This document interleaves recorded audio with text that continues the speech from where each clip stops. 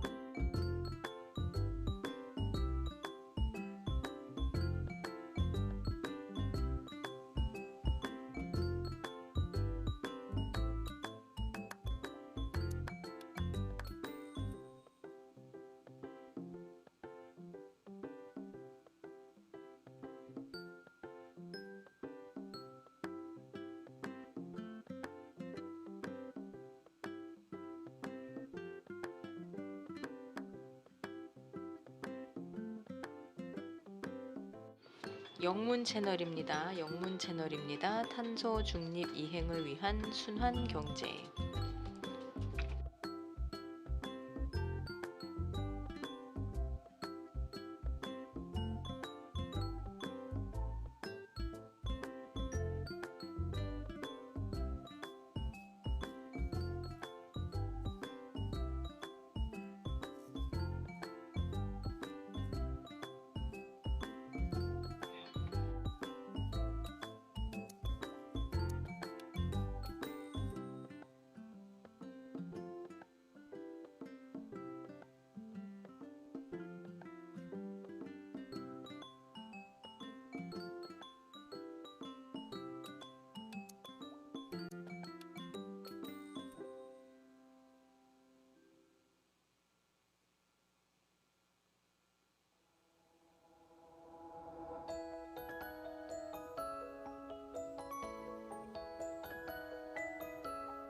영문 테스트입니다. 통계청에서는 지난해 발간한 SDG 이행 보고서에 따르면 문장 이상해. 통계청에서는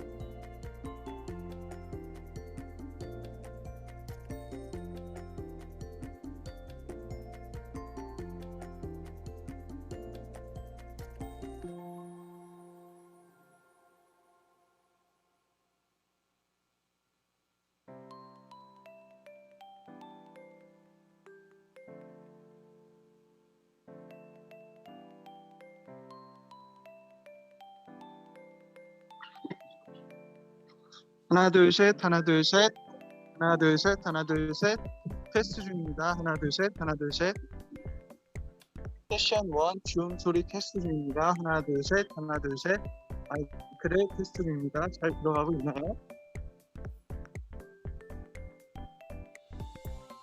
하나 둘 셋 하나 둘 셋 테스트 중입니다. 하나 둘 셋 하나 둘 셋 줌 세션 1 테스트 중입니다. 하나 둘 셋 하나 둘 셋 하나 둘 셋 하나 둘 셋 마이크 테스트 중입니다. 잘 들어가고 있나요? 잠시만요. 네. 기룡아 유튜브도 문제 없지? 내 소리가?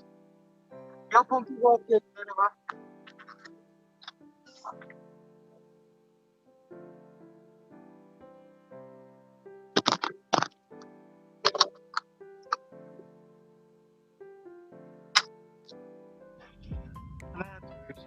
하나 둘 셋 실시간 줌 마이크 테스트입니다. 하나 둘 셋 하나 둘 셋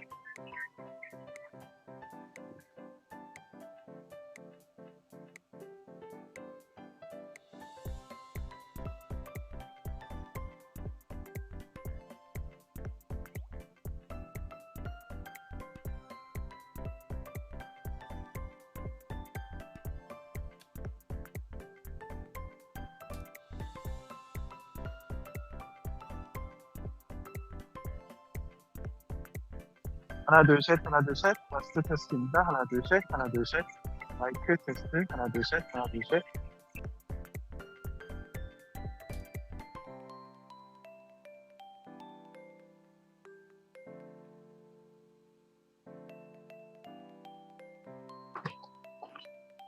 하나 둘 셋 하나 둘 셋 줌 테스트 중입니다. 하나 둘 셋 하나 둘 셋 줌 세션 테스트 중입니다. 하나 둘 셋 하나 둘 셋 세션 2의 줌 소리를 테스트 중입니다. 하나 둘 셋 하나 둘 셋 둘 셋 셋 둘 하나 마이크 테스트 중 하나 둘 셋 하나 둘 셋 하나 둘 셋 하나 둘 셋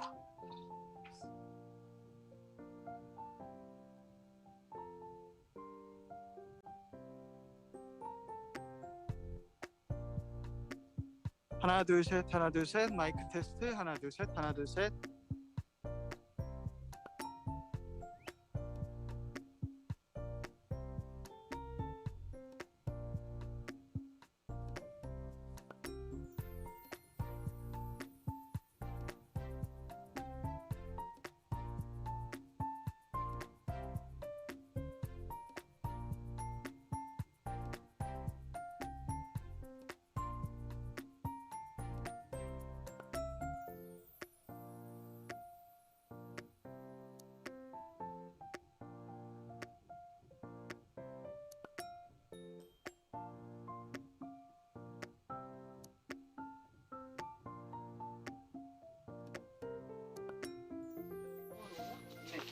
Can I have your attention, please? Low emission development to achieve carbon neutrality and SDG.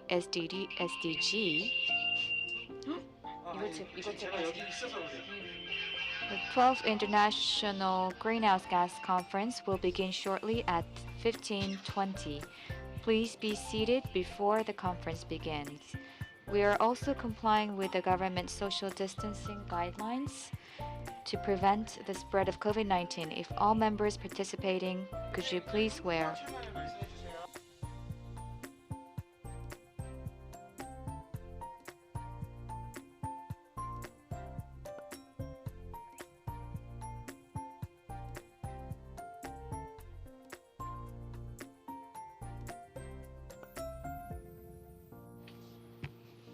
네, 영어 채널입니다. Launching the Decade of Action in Korea and the Second Phase of UNOSD. 네, 영어 채널입니다. 영어 채널 Launching the Decade of Action in Korea and the Second Phase of UNOSD.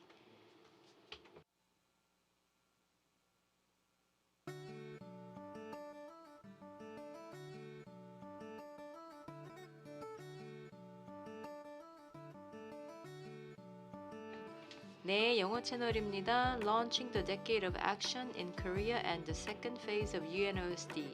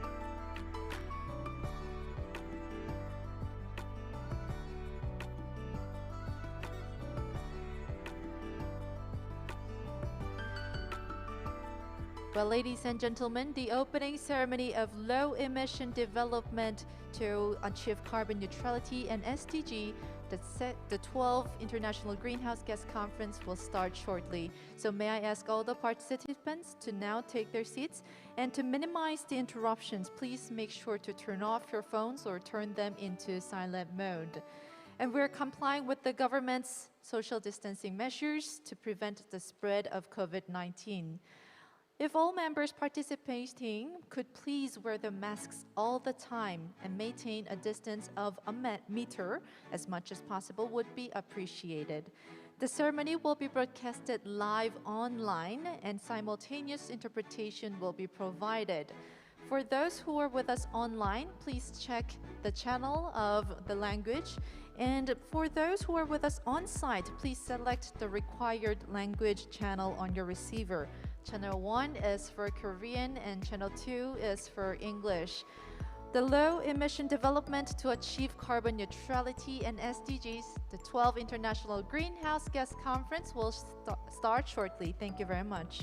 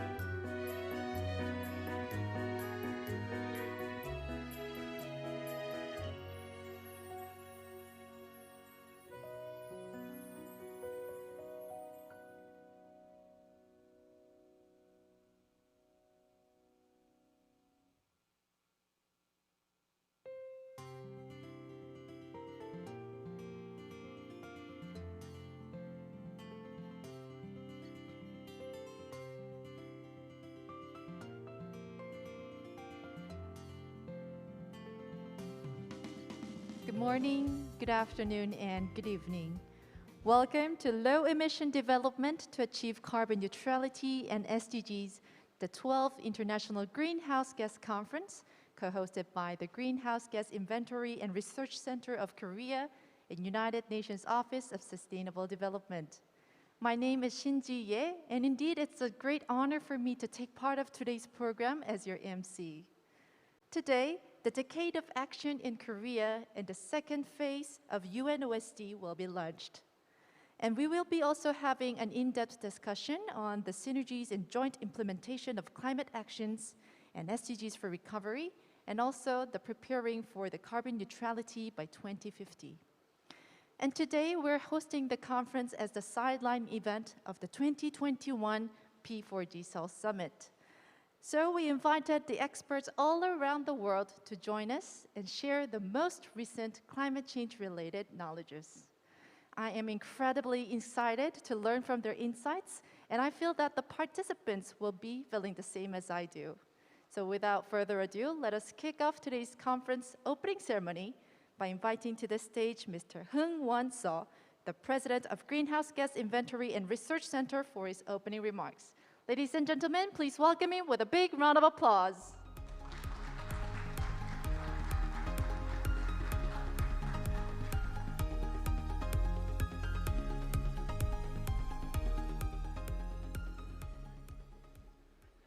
예, 내외 기빈 여러분 Thank you very 안녕하십니까? much. 온실가스 정화 Distinguished 정보센터장 guests, Good 서흥원입니다. afternoon. I am 먼저 바쁘신데도 Seo 불구하고 Hong-won, 오늘 환영사를 head of the 준비해 Greenhouse 주신 Gas Inventory and 한정혜 Research Center. 환경부 장관님, First of all, I would 그리고 like to 박남순 thank 이천시장님, Minister Han Jung-hae 축사를 of 맡아주신 the Environment of Korea, 유엔 경제사회적 and also Mayor 사무처장님, Park Nam-chun of Incheon 하얀섭 Metropolitan City. Thank you very 연세대학교 much. And also 부총장님께 Liu Chun-min, 깊은 감사의 인사를 드립니다. Undersecretary General of the UN, and also the Executive Vice President of International Campus, Yonsei University.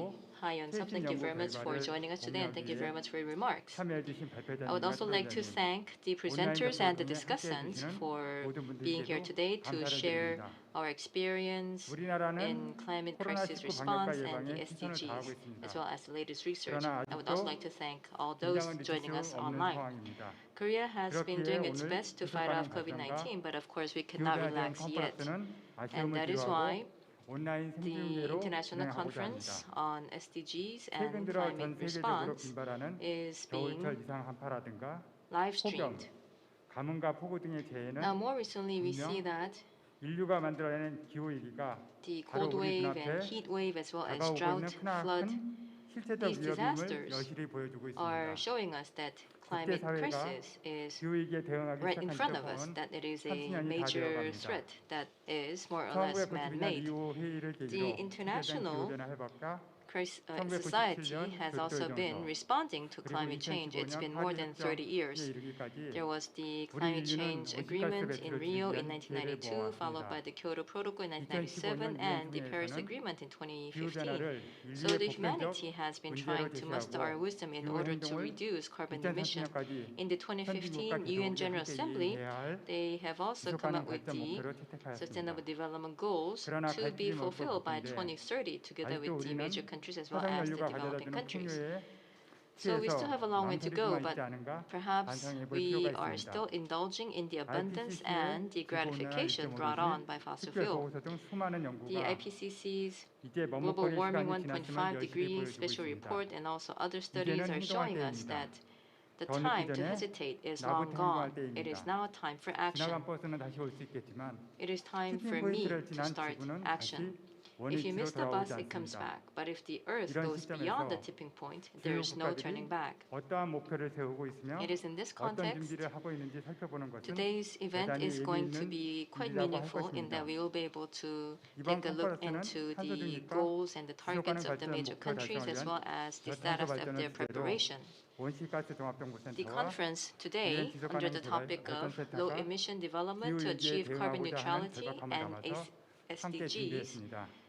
has been 컨퍼런스에서 organized 우리는 by 지속 가능 발전 목표 달성을 위한 the GIR as well as the 기후 UNOSD 위기 대응 방안을 with the 공유하고 urgency to 저탄소 사회를 구현하기 actively 위한 respond 장기 to the 정책 climate 방향을 crisis. 논의할 것입니다. At this conference, we will be 먼저 discussing 2030년 and also sharing 지속 가능 the 발전 climate 목표 response 달성을 by the 위해서 different countries and also 우리나라가 their strategy to 행동하는 achieve the 10년을 SDGs so that we will be able to 2030년까지 move toward the low 기후 carbon 위기 society. 해소와 지속 가능 발전 First, 목표 we 달성을 will be launching 확보하는 the decade of action in 시간을 갖고자 Korea 합니다. with the goal of 이어진 첫 achieving the 세션에서는 SDGs by 2030. 덴마크와 독일, So that 한국이 we will be 유행하고 able to 있거나 wade 계획하고 through the 있는 worst 기후 health 행동과 crisis 지속 of our 가능 발전 time, 목표 이행 while at the 간의 same time pursuing the 사례를 SDGs at the same time. 의견을 In 교류할 the first 예정입니다. session, there would be 두 번째 discussions by 세션에서는 Denmark, 최근 Germany, 국가들이 and 앞으로 Korea 선언하고 있는 regarding their 2050년 탄소 experience and 중립과 plan 관련한 for climate 국제 action as well 동향과 as the 영국, SDG and also the 중국, synergy between those 한국의 two. 2050년 탄소 In 중립 session 전략 2, 정보를 we would be 공유할 sharing 것입니다. the carbon neutrality 이번 컨퍼런스를 2050 통해서 strategies 우리가 by the different 각국의 상황과 countries. 경험을 For example, by 지속으로 the 삼아서 UK, China, and Korea. 훌륭한 점은 받아들이고 시행착오는 Through 줄일 this 수 있는 conference, I do 기회를 hope that we will be able to 기후 learn 위기 from each 대응에 other's 다소 experience and 뒤늦은 situation, 출발을 so 보완할 that 수 we'll be 있는 able 기회가 to 될수 accept 있을 what has been 것으로 successful 기대합니다. and try to 기후 reduce the 위기를 trials and 극복하는 errors. 것은 결코 손쉬운 일은 아닙니다. Overcoming the climate 좀 더 crisis 합리적으로, is by 좀 no 더 means 효율적으로 easy, 갈 수 있는 길은 but 분명히 there 있습니다. clearly is a way 이번 for us to 컨퍼런스가 approach 그 길을 this in a 찾는 more rational and more 마침판이 efficient 되기를 manner. 희망해 봅니다. And I do hope that this conference will be the 존경하는 compass 참석자 that will 여러분, point us 오늘 이 in that path. 컨퍼런스에서 Ladies and 여러분께서 gentlemen, 제시해 주시는 distinguished 좋은 guests, 아이디어와 현명한 대안은 the ideas 기후 위기 and 대응과 the 지속 wise 가능 발전 solutions 목표 달성을 that 위한 would be suggested 소중한 by 미랄이 될 yourselves at this 것입니다. conference will 오늘 be the 온라인과 valuable 오프라인으로 basis 참석해 for us 주신 to 모든 move closer 분들께 toward achievement 다시 of 한번 the 감사를 SDGs 드리며 and response 이 to 시간이 climate crisis. 깊은 Once 통찰과 again, I would like to thank all the 의미 있는 participants, 성과를 거두는 both 기회가 online and 되기를 offline, and I do 기원해 hope this 봅니다. 감사합니다. event will be an opportunity for us to gain insights and meaningful results. Thank you. Thank you very much, President Seo, for your opening remarks. Well, as he has mentioned, the humanity has been trying so long in order to reduce the greenhouse gas emission. However, the world requires more effort, and today's conference will serve as an important milestone for us to enhance those efforts. And next, we have the Minister Han Jung-ae from the Ministry of Environment on the video to give her welcoming remarks. Let us welcome her through the screen. 반갑습니다. 환경부 장관 한정혜입니다. Hello everyone, it's a pleasure to meet you. I am Han Jung-ae, Minister of Environment.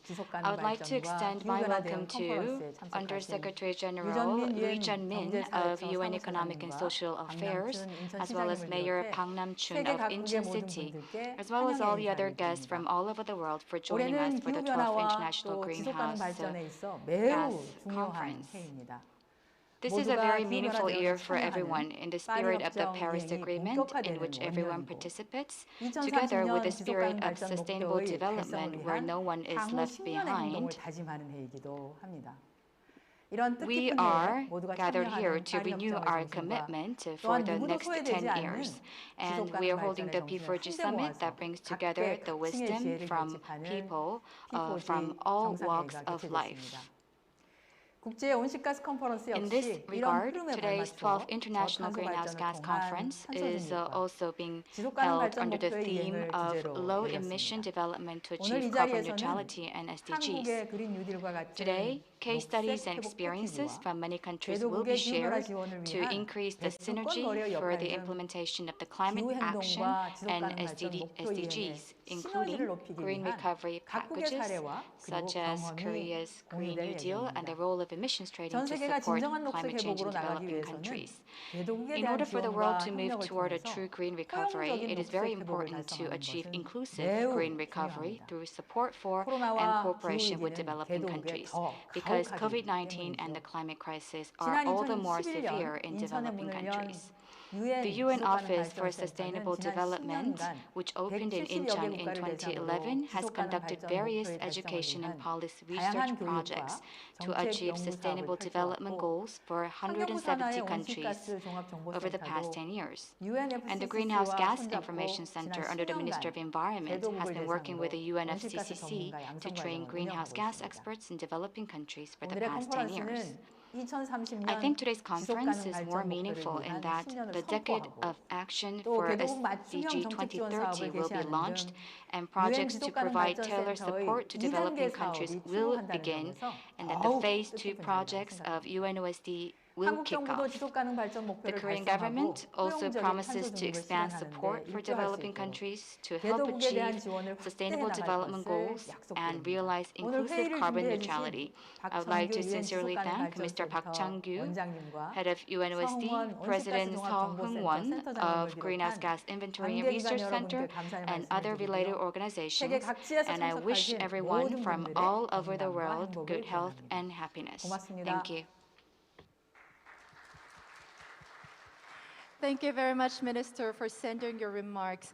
Well, this is indeed a crucial year for us to achieve our goals towards 2030. And most important factor is that we should leave no one behind. So in order to do so, let us put our heads together and walk towards the best. And moving on, we have Mr. Park Nam-chun, the mayor of Incheon Metropolitan City, on video to give his welcoming remarks. Let us watch it through the screen. 반갑습니다. 대한민국 인천광역시장 Good afternoon. 반갑습니다. Welcome. I am Park Nam-chun, the mayor of the Incheon Metropolitan City. I would like to welcome everyone joining us online and offline at this conference. And I would like to thank the members of the UNOSD as well as the Greenhouse Gas Inventory and Research Center for enabling this meeting. I would also like to thank team experts from home and abroad. Thank you very much for sharing your experience. I would also like to thank the Minister of Environment, Han Jung-hae, and also Executive Vice President Ha Yeon-seop of International Campus of Incheon University, and Liu Jun-min, Undersecretary General for Economic and Social Affairs of the UN. The International Greenhouse Gas Conference for the past 11 years has been the forum for sharing the experience and best practices of greenhouse gas reduction in different countries. This time, with the P4G Seoul Summit just around the corner, the two centers have joined forces to create an even richer set of discussions. This year is the first year of the implementation of the Paris Agreement. With COVID-19 sweeping through the world, international solidarity and cooperation for climate action have never been more important. Climate change affects our lives in various shapes and sizes, not only rainstorms, snowstorm, drought and floods, glacial melting, and sea level rising, but also in the form of COVID-19. Thus, the Korean government is also rolling out specific actions to combat climate change, such as the declaration of carbon neutrality by 2050 and the Korean New Deal. Incheon also joined the Powering Past Coal Alliance, taking the first step toward carbon neutrality and set up the Green New Deal as an important part of the Incheon New Deal. Ladies and gentlemen of the world, the decade of action is going to be a crucial period for us to strengthen capability to act against climate change and define the agenda. And in this process, I do hope that this conference as well as the P4G Summit will be able to come up with the kind of solutions that can be implemented by the international society, nations, and the subnational regions and individuals to renew their commitment. The UNOSD has been in Songdo, Incheon for 10 years now. And as a partnership organization, it has been a pleasure for us to be providing support and services to the UNOSD. Now, Incheon will continue to cooperate with the UNOSD to achieve the SDGs by 2030. I count on your support and cooperation as well in this journey. Thank you very much. Thank you very much, Mayor Park, for your welcoming remarks. As mentioned, well, the COVID-19 is still rampant all around the world that requires for global action. And with the Green New Deal, Korea will leave no effort behind, and Incheon will be with this all the time. And moving on, we have Undersecretary General for Economic and Social Affairs of the United Nations, Mr. Liu Jun-min, on the video to give his congratulatory remarks. Let's watch it through the screen. Your Excellency, Mr. Han Jung-hae, Minister of Environment, Mr. Park Nan-chun, Mayor of Incheon Metropolitan City, Professor Shun Huang-su, President of UNC University. Ladies and gentlemen, I'm pleased to join you today at this International Greenhouse Gas Conference. Its title, Low Emission Development to Achieve Carbon Neutrality and Sustainable Development Goals, is the most timely. The COVID-19 pandemic continues to impact every aspect of our lives, including efforts to achieve the transformative Sustainable Development Goals. Some of the gains already achieved have regressed, and climate change and environmental degradation are further intensifying the challenges of implementation. Indeed, the past decade was the hottest on record. Dangerous greenhouse gases are at levels not seen in 3 million years. As the Secretary General Antonio Guterres warns us, these are signs that Mother Nature is not waiting. The 2030 Agenda for Sustainable Development and the Paris Agreement on Climate Change continue to lead our actions towards sustainable and low carbon development. For green recovery and carbon neutrality, it is critical to take an integrated approach, one that creates synergies and minimizes trade-offs between the goals. We have less than a decade to achieve the SDGs by 2030. I'm delighted that the government of the Republic of Korea is launching the Decade of Action to deliver the goals supported by stakeholders. The United Nations Secretary General has called for a global coalition for carbon neutrality by 2050. Last year, the Republic of Korea announced its commitment to reach net zero emissions by 2050, and the list of joining countries is growing. Now we need to move fast to turn pledges into actions. The Department of Economic and Social Affairs, UNDESA, supports countries in their efforts to achieve the 2030 Agenda. The United Nations Office for Sustainable Development, which is a part of UNDESA, has an important role to play in these efforts. It provides support through knowledge sharing, capacity development, research, and partnership building. I'm pleased to note that UNOSD has succeeded in implementing its mandate, benefiting 172 countries. Today, it is regarded as a hub for innovation in knowledge sharing for sustainable development. On behalf of the United Nations, I thank the Ministry of Environment of the Republic of Korea, UNC University, and the Incheon Metropolitan City for their continued support for the operationalization of UNOSD. Over the next decade, UNOSD is expected to continue supporting countries to meet the SDGs, particularly the least developed countries, providing tailored policy advice and capacity building opportunities will be an important focus of your work. Today's event is an excellent opportunity to discuss practical ways and means to achieve the 2030 Agenda and the Paris Agreement, including in 3 important approaches. First, by taking action to build a global coalition for net zero emissions by mid-century. Second, by making this a decade of transformation where all countries should submit new and more ambitious nationally determined contributions for mitigation, adaptation, and finance. Third, by translating these commitments into concrete, immediate action. The UN Secretary General has also called for putting a price on carbon, ending subsidies for fossil fuels, and ramping up investments in renewable energy and green infrastructure.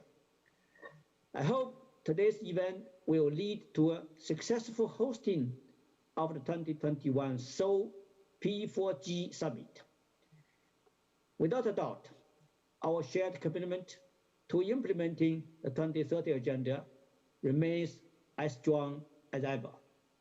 I'm therefore pleased that the global platform Partnering for Green Growth and Global Goals 2030, the P4G, is working to make the SDGs a reality for all people and everywhere. I look forward to the outcome of your deliberations. I wish you a great success. I thank you. Well, thank you very much, Undersecretary General, for delivering your warm congratulatory remarks. Well, as he has mentioned, conserving Mother Nature is the pending issue of our time, and it is not waiting for us any longer, that we have to act now. And now, next on our list, we have Mr. Yeon-Sup Ha, the Executive Vice President of International Campus of Yonsei University, to give his welcoming remarks, congratulatory remarks. Please welcome him with a big round of applause.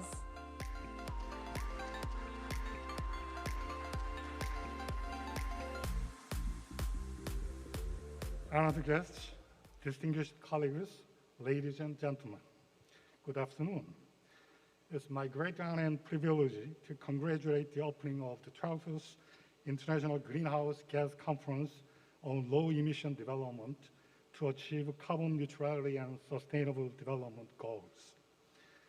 I'm glad that the United Nations Office for Sustainable Development and the Greenhouse Gas Inventory and Research Center of Korea are hosting this timely event that integrates two issues of great significance: climate change and sustainable development.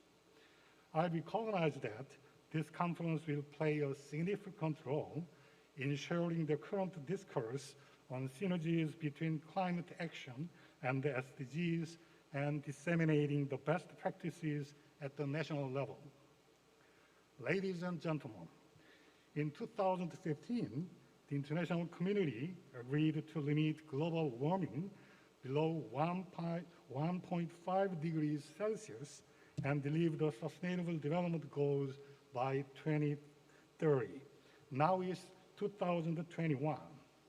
The United Nations has called for the Decade of Action, which speaks to the momentous time frame to deliver the 2030 Agenda. I cannot agree more that it's crucial to accelerate and scale up solutions for sustainable development. Global, local, collective, and individual actions are required to build the future we want. The UN Sustainable Development Office, UNOSD, has launched the second phase of the project this year, strengthening their roles for producing tangible and substantial impacts to achieve the SDGs. On behalf of Yonsei University, I'm sending my sincerest congratulations to our partner, UNOSD, on its new beginning. For the last 10 years, UNOSD has shown remarkable achievements in knowledge sharing, capacity building, research, and partnership building for sustainable development. In its progress, Yonsei University has closely worked with UNOSD. For example, last year, the two organizations co-hosted Youth Summer Camp to raise youth awareness for sustainable development and the importance of their role in realizing it. During the Decade of Action, Yonsei University will actively support and collaborate with UNOSD, especially in the area of policy research, which will assist developing countries in designing appropriate policies, strategies, and actions to accelerate the achievements of the SDGs. Yonsei University is also making efforts to further sustainable development goals. In 2017, the Institute for Global Engagement and Empowerment was established to contribute to the implementation of the 2030 Agenda for Sustainable Development by integrating various missionary and volunteer activities within the university, directing intellectual and human resources to address social issues and educating the next generation of global citizens. The former Secretary General of the United Nations, Ban Ki-moon, decided to join Yonsei's efforts for sustainable development as the honorary chair of the Institute for Global Engagement and Empowerment. He's playing an active role in furthering SDGs, especially hosting a global forum, that is Global Engagement and Empowerment Forum on Sustainable Development. It is an annual international event where all stakeholders, including global leaders and experts, convene to explore the role of universities in the implementation of the SDGs and how they can cooperate with each other as global knowledge partners. We look forward to witnessing invigorated efforts for achieving sustainable development during the decade of action. Yonsei University will also continue to act for a greener, more inclusive, and resilient future for all. I would also once more like to thank our participants for joining us today. I appreciate your efforts to gather and discuss such important matters. I look forward to learning from your insights over the next few hours. I wish all the participants good health and happiness. Thank you. Well, thank you very much for your congratulatory remarks, Executive Vice President Ha. Well, as mentioned today, a lot of progress has been made in a lot of places, but still, the actions to meet the goal overall is not enough and is not at the speed or scale required. So today, ladies and gentlemen, it's time for us to launch the Decade of Action in Korea. In this regard, well, UN Secretary General and Deputy Secretary General of United Nations has sent us a message. So let us watch it through the screen. The Sustainable Development Goals are the world's action plan for a fair globalization and a better future for all. We have 10 years to bring that vision to life, and we can only get there together. That is why we have launched a decade of action to deliver the goals, to overcome poverty and inequality, to combat the climate crisis and advance gender equality, to build peaceful, just and inclusive societies free of discrimination and hate in harmony with nature. Join us, step up, seize the moment, and let us work together to meet the goals, move our world forward, and leave no one behind. We have 10 years left to achieve the Sustainable Development Goals. 10 years to end extreme poverty, tackle inequalities, empower women and girls, and fight climate change. That is why the United Nations is launching a decade of action to deliver the Sustainable Development Goals. We call on everyone everywhere to be part of this effort. Governments, business, communities and individuals, young and old, people from all walks of life, the great diversity that is our human family. We all know what it takes to achieve the SDGs by 2030. So together, we can keep the ambition and the promise of leaving no one behind. Join us in securing our common future. Let's act together for people and for planet, for all generations to come.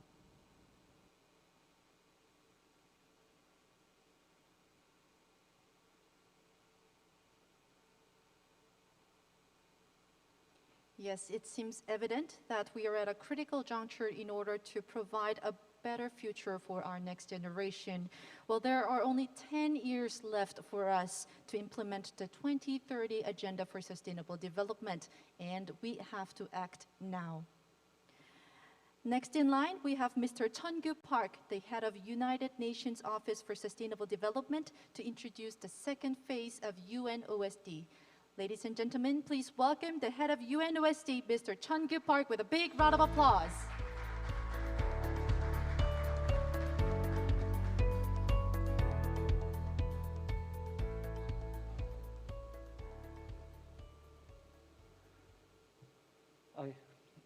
Okay, Excellencies, distinguished speakers, ladies and gentlemen, first and foremost, I would like to express my sincere appreciation for your presence at the Conference on Low Emission Development to Achieve Carbon Neutrality and SDGs, co-organized by the United Nations Office for Sustainable Development, UNOSD, and Greenhouse Gas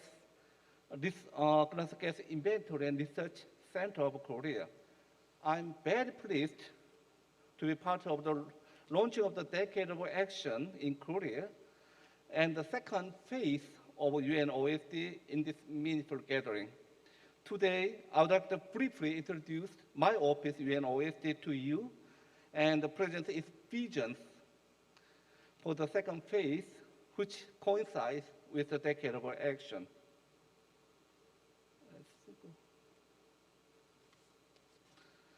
The UNOSD was established in 2011 in Incheon, Korea, and serves as a technical arm of the Division for Sustainable Development Goals of the United Nations Department of Economic and Social Affairs, UNDESA.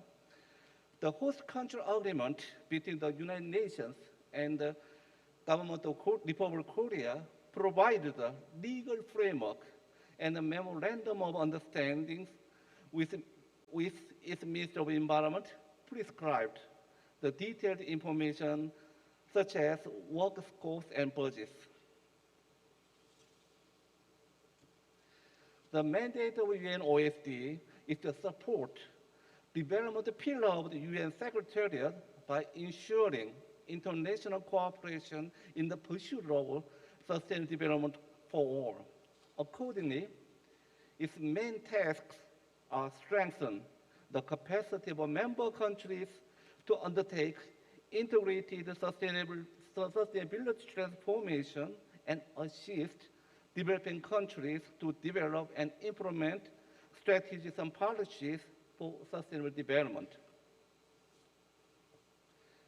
The Ministry of Environment of Republic of Korea, Incheon Metropolitan City, and Yonsei University are UNOSD's main partners and have been actively and widely supporting our office, UNOSD, under the tripartite agreement. Taking this opportunity, I would like to extend my sincere appreciation to our partner organizations. Since 2011, UNOSD engaged with 173 member states, 43 from Asia, 51 from Africa, 28 from Europe, 35 from Latin America and Caribbean, and 15 from Oceania. This figure accounts for 89% of member states and 81% of small island developing states, CEST, least developed countries, LDCs, and landlocked developing countries, LLDCs.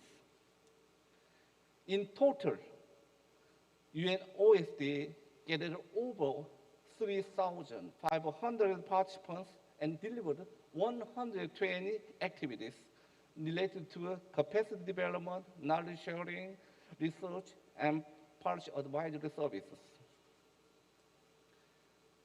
This year, I'm very honored to initiate its second phase.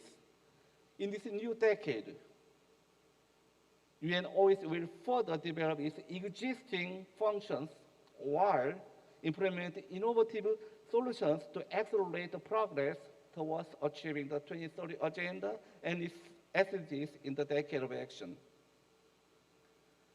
Based on the accomplishment during the first phase, UNOSD plans to undertake the following objectives during the second phase. First, we'll accelerate the progress for the 2030 Agenda among member states through enhanced action. Second, we'll facilitate enhanced knowledge by sharing strategies, policies, practice solutions, and actions to advance the implementation of the 2030 Agenda and the SDGs. Last, we'll enhance the capacity of member states for implementing sustainable development goal policies, strategies, and programs at national and subnational levels. In doing so, we'll use capacity development, research, knowledge sharing, policy advisory, and partnerships as a means of implementation. Capacity development programs such as training, workshops, expertly meetings and forums will allow various decision makers and stakeholders to plan and implement sustainable development policies and programs.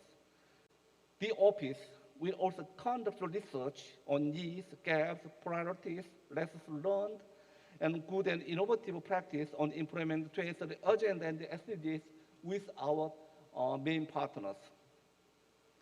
In terms of knowledge sharing, we'll ensure that information, tools, resources are readily available to sustainable development practitioners. UNOSD will also actively carry out policy advisory service to support developing countries in enhancing their institutional capacities.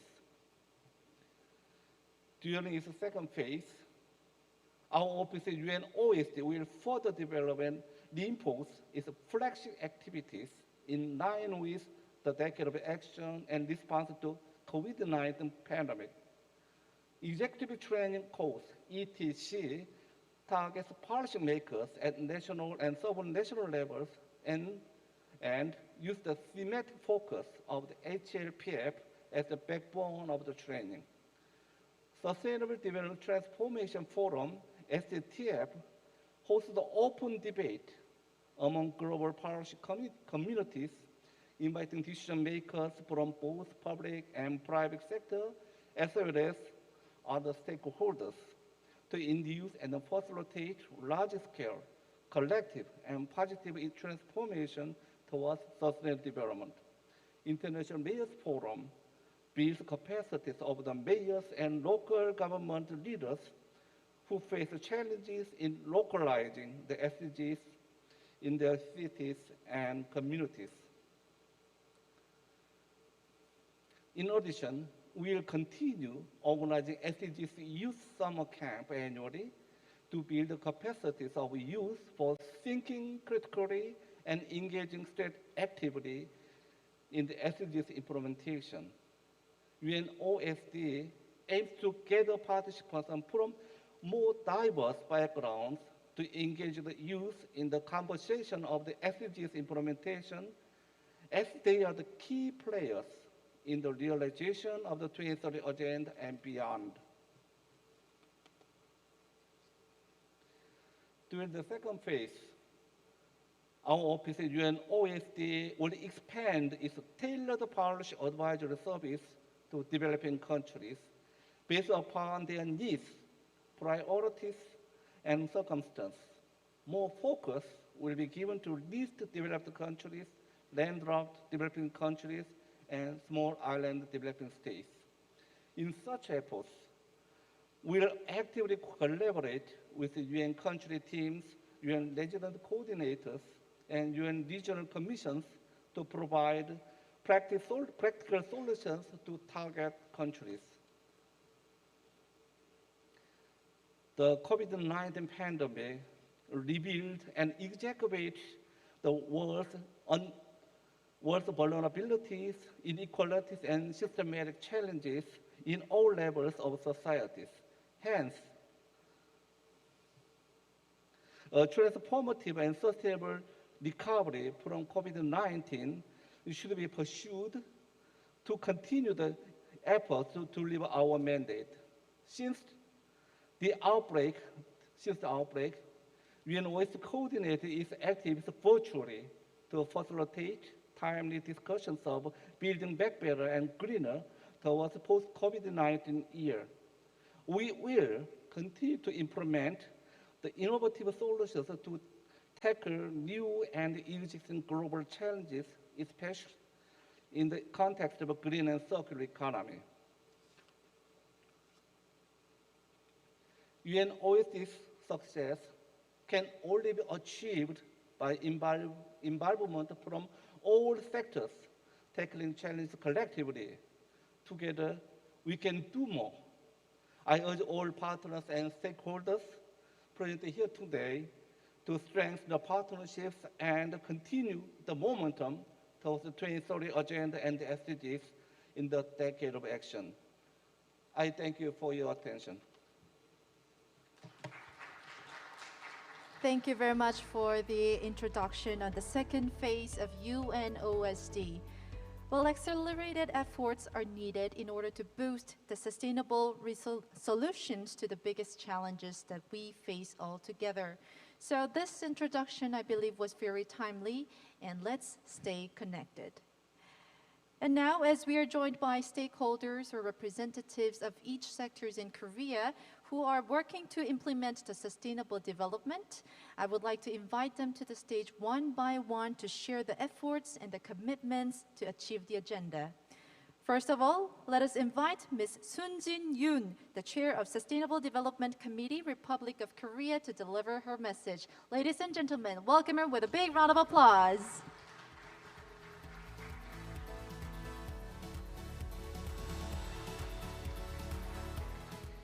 안녕하세요. Good afternoon, ladies and gentlemen. I am Yoon Soon-jin, Chair of the 10th Round of Sustainable Development Committee. The SDGs were adopted in the UN General Assembly in September 2015 to seek social, economic, and environmental sustainability altogether. International community agreed that we can no longer hide from poverty, inequality, climate change. With the deadline of 2030, countries around the world are working very hard to meet the Sustainable Development Goals.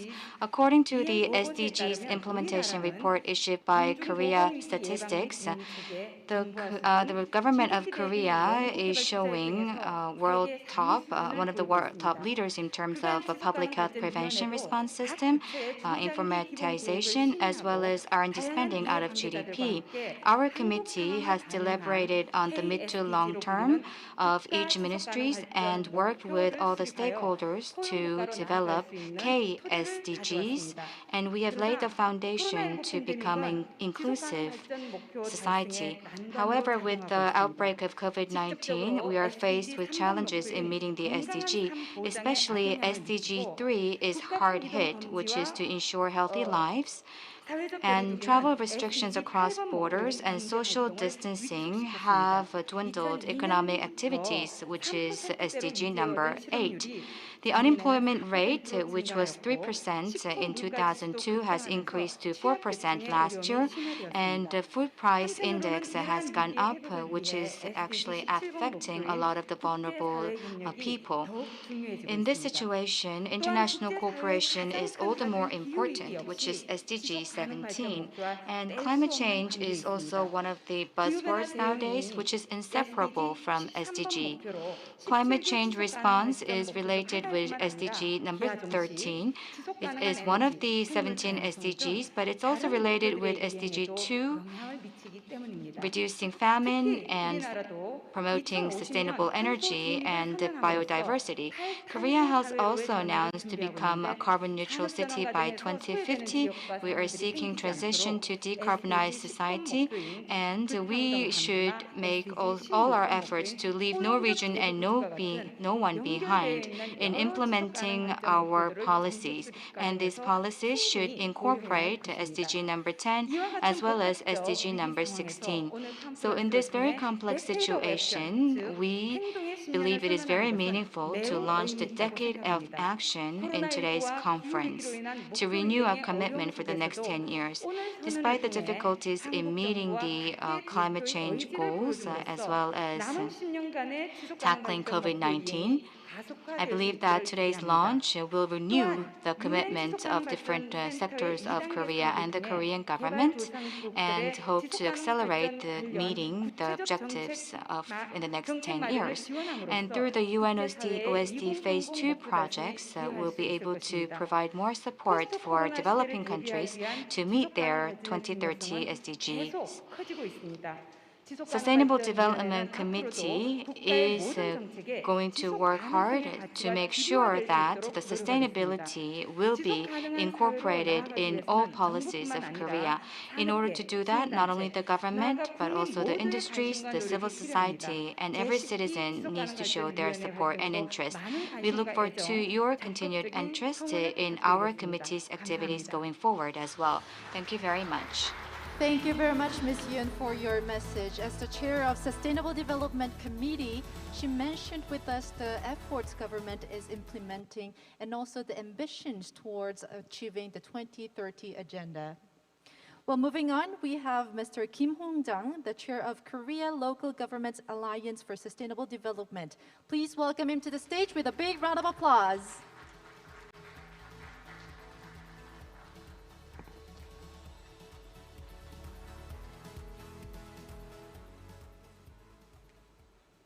여러분 반갑습니다. Good afternoon, everyone. 한국의 지속가능 발전 I am Kim Hong-jang, chair of the Korea Local Government Alliance for Sustainable Development. I'm also the mayor of Tangjin. First of all, I would like to congratulate the opening of the International Greenhouse Gas Conference on Carbon Neutrality and SDGs, co-hosted by the UNOSD and the Ministry of Environment of Korea. I believe that the conference today is a very meaningful one where we will be discussing inclusivity and carbon neutrality that are also the key messages at the P4G Seoul Summit. And I would like to thank you very much for giving the local governments of Korea this opportunity to speak. Now, today's event, I would say, is in line with the 2017 P4G as well as the 2015 Paris Agreement, and then also going back further, the World Summit on Sustainable Development held in Rio, Brazil in 1992. So I would say that today's event will be where we reaffirm the pledges made in all these events. In particular, today we will be launching the Decade of Action in Korea, and it is also a time for us to take a look back to the activities of the UNOSD in Phase 1, and also to envision and also muster our support together for the Phase 2 of UNOSD. Now, for myself, together with the local governments of Korea, we will do our best on the field to realize sustainable Earth. I would like to congratulate and encourage the Decade of Action of Korea and also the Phase 2 of UNOSD. Ladies and gentlemen, the global community of 8 billion population is currently grappling with two crises of COVID-19 and climate crisis. We have nowhere to back down and we cannot push them back. But are we doing well? Are these issues being resolved? Unfortunately, these are questions with no easy answers. In 1992, the Rio Declaration reminded us that sustainable development is the only way for humanity and Earth to coexist. And we also have to focus on the 17 SDGs that we all agreed on in 2015. Now, for us to achieve the 17 SDGs, which are the common goals for humanity, by 2030, then for the next 10 years, we really need to engage in innovative and explosive actions. And that is why we have to take part in the Decade of Action. Faced with this unprecedented health crisis and inequality and the climate crisis, we need to respond to these issues while at the same time trying to achieve sustainable development goals. So this means that the nations and the local governments, finance, businesses, laws and regulations, so we need to have transformative improvement on all these fronts. And many countries around the world have declared carbon neutrality and also concretized them into policies such as Green New Deal in Korea and Green Deal in Europe. And many businesses are trying to live up to their social and environmental responsibilities by adopting ESG management. And I would say that they are all in line with the Decade of Action. So as the international organizations, businesses, and finance, so all these social players are trying to exact changes in our society, I do hope that we will be able to link all those activities and efforts together in the decade of action. Now, for the past 7 years, I have been leading the efforts for sustainable development in Korea along with over 100 local governments. Now, starting from almost ground zero, we have been going through many trials and errors, successes and failures, and I have become convinced that for us to link all these three agendas together on the field, then we must have a convergent approach. We must turn the sustainable development into our topmost priority and also pursue climate change response and energy transition with urgency. Carbon neutrality must be concretized and will be the core strategy for us down the road. And at the P4G, they will be emphasizing inclusivity, and I believe that this is a pledge to make sure that we will also take a look into all types of inequality that exist in the world and also to muster our wisdom to overcome them as we move toward carbon neutrality. In the course of greenhouse gas reduction, we also have to take a look back into the inequality between countries, societies, and classes and groups, and to also check whether such efforts are being imposed on certain vulnerable groups or not. Now, the slogan of the sustainable development is a world where no one is left behind, so we also have to live up to this spirit. Now, I understand that it would have been difficult to organize this meeting because of the COVID-19, but I would like to thank you very much. Thank the UNOSD for making your best efforts. I would also like to thank the members of the Ministry of Environment. I wish that my generation leave behind. I wish what my generation leave behind for the next generation is not only masks. Thank you. Well, representing the local government as we face the unprecedented crisis, he have urged us to reflect on ourselves and better prepare for our future. And moving on, we have Mr. Kyung-ho Lee, the chair of Korea Business Council for Sustainable Development. Please welcome him on stage with a big round of applause.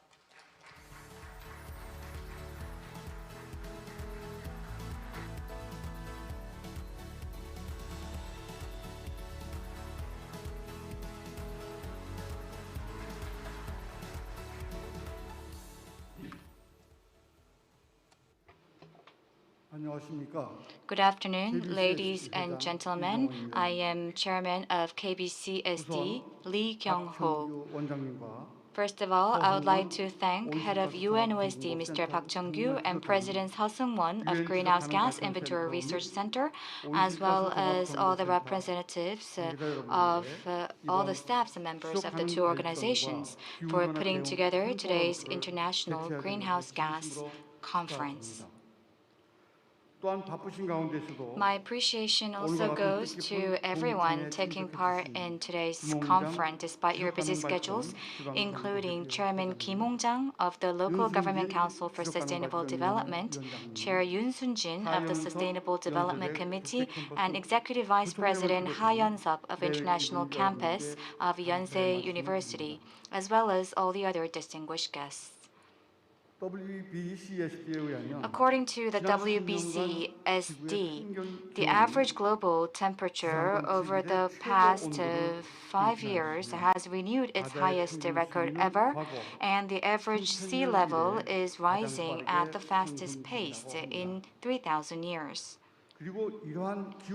And because of such climate challenge and climate change, today more than 8 million people all around the world are exposed to risks of droughts or typhoons, and many animal and plant species are endangered due to changes in their habitats. Therefore, WBCSD warns that this climate crisis will make companies around the world to spend about $1 trillion in additional costs over the next 5 years. Amid the growing gravity of the global climate crisis, major countries such as the EU, the United States, have declared carbon neutrality in 2050 and are moving quickly to transition to a green economy. In particular, President Biden of the US announced at the climate summit held last month that by 2030, the United States greenhouse gas emissions will be cut by less than half compared to 2005, and presented a goal to achieve carbon neutrality by 2050. The US is also ramping up efforts to respond to the climate crisis. The Korean government also declared last year to become a carbon neutral nation by 2050, and also announced at last month's climate summit that it would raise its 2030 nationally determined contributions, or NDC. However, such climate crisis is a global challenge, so it is difficult to overcome effectively with only the efforts of major developed countries. We desperately need active participation from developing countries as well. In response, the UN, through UNOSD, has helped developing countries to reduce greenhouse gas emissions, making global greenhouse gas reductions more cost-effective and seeking to achieve sustainable development goals by 2030.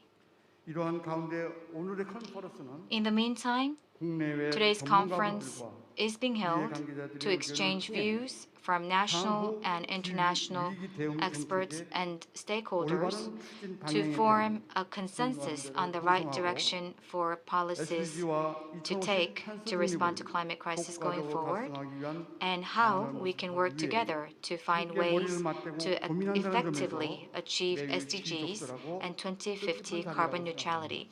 In that sense, it is a very timely and meaningful occasion.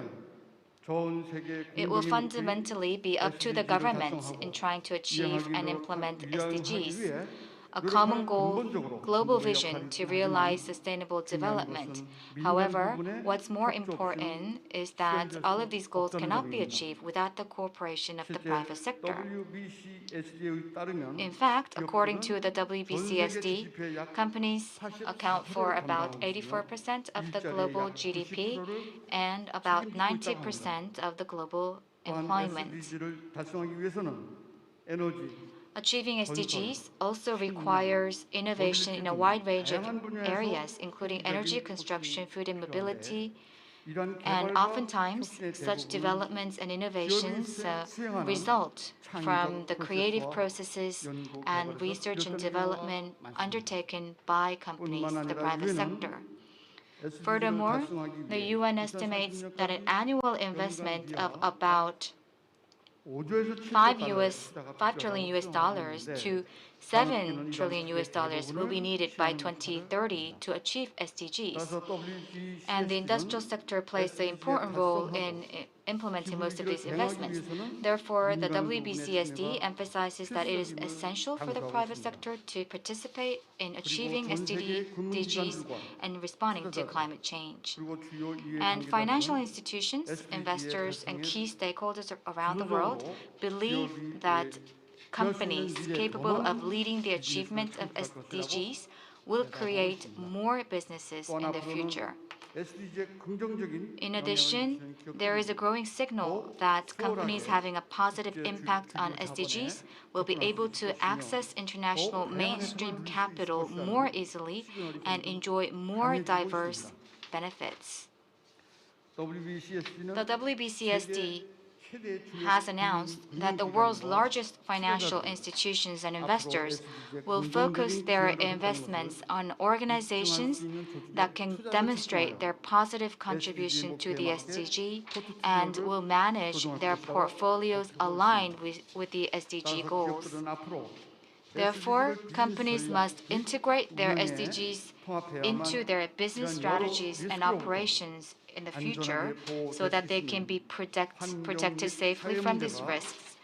And as environmental and social problems continue to spread and grow, businesses that fail to contribute to the achievement of SDGs will likely face bigger risks in the long term. This suggests that the measures for companies to take The measures taken by companies will contribute to the SDGs and it will contribute to our planet and human race, and also the sustainable growth of businesses as well. KBCSD, which I am part of, is a group of corporate CEOs leading sustainable development. Through various projects, such as Leaders Forum, we urge corporate CEOs to expand ESG management, such as responding to the climate crisis, preserving biodiversity, and expanding eco-friendly products to ultimately contribute to the achievement of SDGs. Also, ever since the Korean government declared to achieve carbon neutrality by 2050, KBCSD is considering many options for companies to effectively contribute to the challenging and daunting goals of carbon neutrality, and is also trying to communicate closely with stakeholders such as the government and the National Assembly to seek a common understanding and solutions together.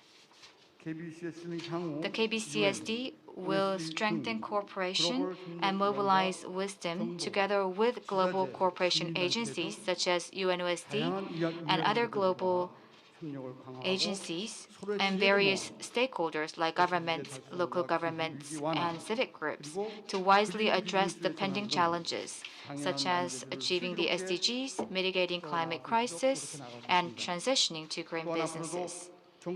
Moreover, we will continue to serve as a bridge between the government and the industry to deliver the voices of the industrial sites striving for carbon neutrality to the government and provide support so that the government-related policies will be implemented in a more realistic and reasonable manner. Despite the challenging situation due to COVID-19 crisis, I hope today's conference will further expand our cooperation with the UN governments, local governments, and civil society, and share our vision for carbon neutrality and sustainable development, and also lead to more constructive discussions regarding how we can overcome the current daunting challenges. Once again, ladies and gentlemen, congratulations on the hosting of the International Greenhouse Gas Conference today, and I hope we can all join forces to open up sustainable development and a greener and more prosperous future together. Thank you very much. Thank you very much, Chairperson, for your message for a cleaner and prosperous future. The movement towards the grand transition is vibrant, and the business community will be sparing their effort and supports the global movement. And last but not the least, we have Ms. Yerin Ho, the chair of Youth Level Political Forum Korea, to deliver her message. Please welcome her to the stage with a big round of applause.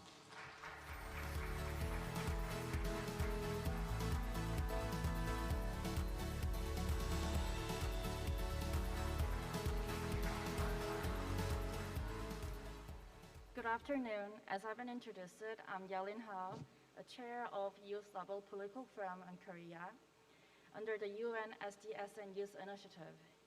It is my great honor to be here speaking on behalf of youth activists in Korea. And I would like to extend my sincere gratitude to GIR and UNOSD for inviting me and giving me the chance to share the footprint of young Koreans. Right now, we only have the next 10 years left. The upcoming 10 years leading up to the year 2030 are going to be very critical for our people and for our planet.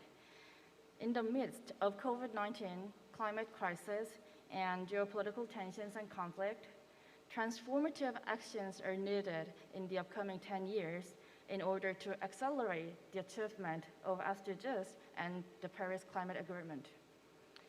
To do so, the role of us, young generation, is more important than ever before. As of 2021, young people in our 10s, 20s, and 30s will be in our 30s and 40s and 50s by the year 2030. And after all, this is about envisioning and restructuring the whole world we want to live in the upcoming 10 years. So we as young people have to be more concerned about and engage in and lead this decade of actions to implement the SDGs and Paris Agreement.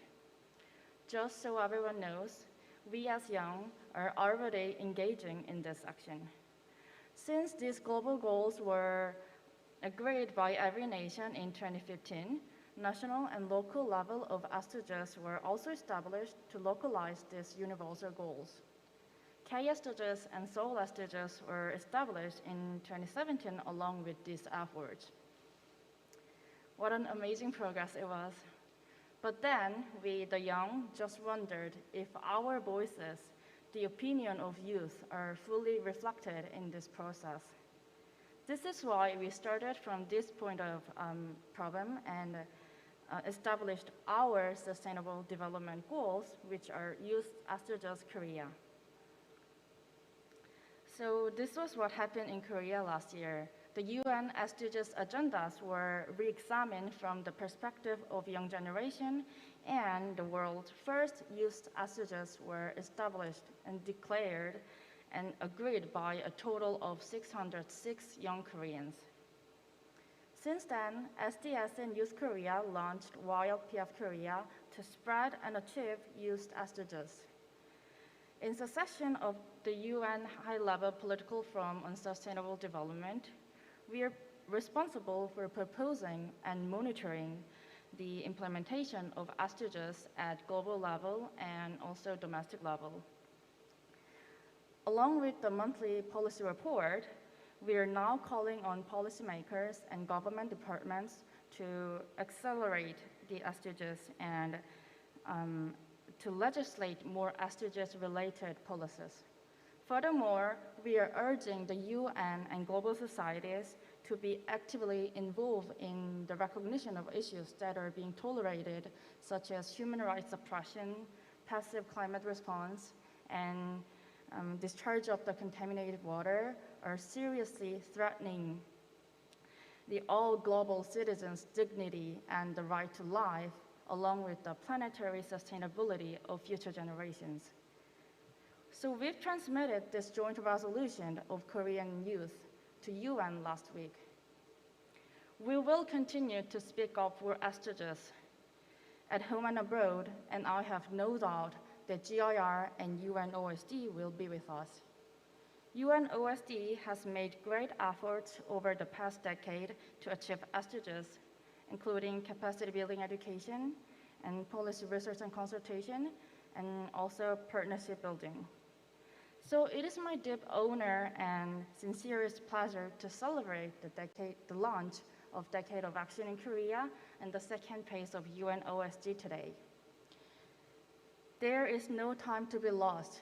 Now is for everyone to take action, being on the same page to make the greatest effort. Governments cannot do it alone. UN, NGOs, business, IOs cannot do it alone. We cannot truly make it without each other. Bring us young people to the table now. It can only happen when everyone comes together. Thank you so much. Thank you very much, Chairperson, for your message.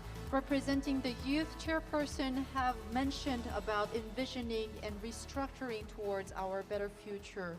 And I believe that the youth will be playing a critical role in order to achieve the 2030 agenda. Well, I would like to thank all the 4 stakeholders for delivering their message regarding the sustainable development. Thank you very much. And now moving on with our hopes of achieving the 2030 agenda, let's proceed with the launching ceremony of Decade of Action in Korea and the second phase of UNOSD.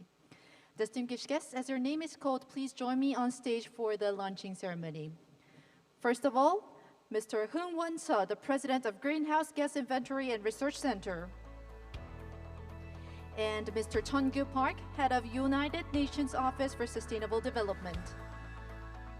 Mr. Yeon-sup Ha, Executive Vice President of International Campus of Yonsei University. And Ms. Sun Jin-yoon, the Chair of Sustainable Development Committee. Ms. Eun Hae-jung, the Director of Grand Transition Ministry of Environment of Republic of Korea. Mr. Kim Hong-jang, the Chair of Korea Local Government Alliance for Sustainable Development. Ms. Song Hyun-nae, the Environmental and Climate Policy Division Director in Incheon Metropolitan City. And Mr. Kyung-ho Lee, the Chair of Korea Business Council for Sustainable Development. And Ms. Ye-rin Ho, the Chair of Youth Level Political Forum Korea. Well, the global goals are our best hope, and it's time for us to deliver on the Sustainable Development Goals. The Korean word 바람 means wind and also hope. So we'll be waving the pinwheel together in order to make the wind and also portray our sincere hope to deliver the Sustainable Development Goals. 네, SDG 달성을 위한 우리의 바람을 담아서 신호와 함께 바람개비를 좌우로 흔들어 주시면 되겠습니다. So we're going to wave the Today, with this pinwheel from let left us to make right. wind. On the count of 3. 1, 2, 3.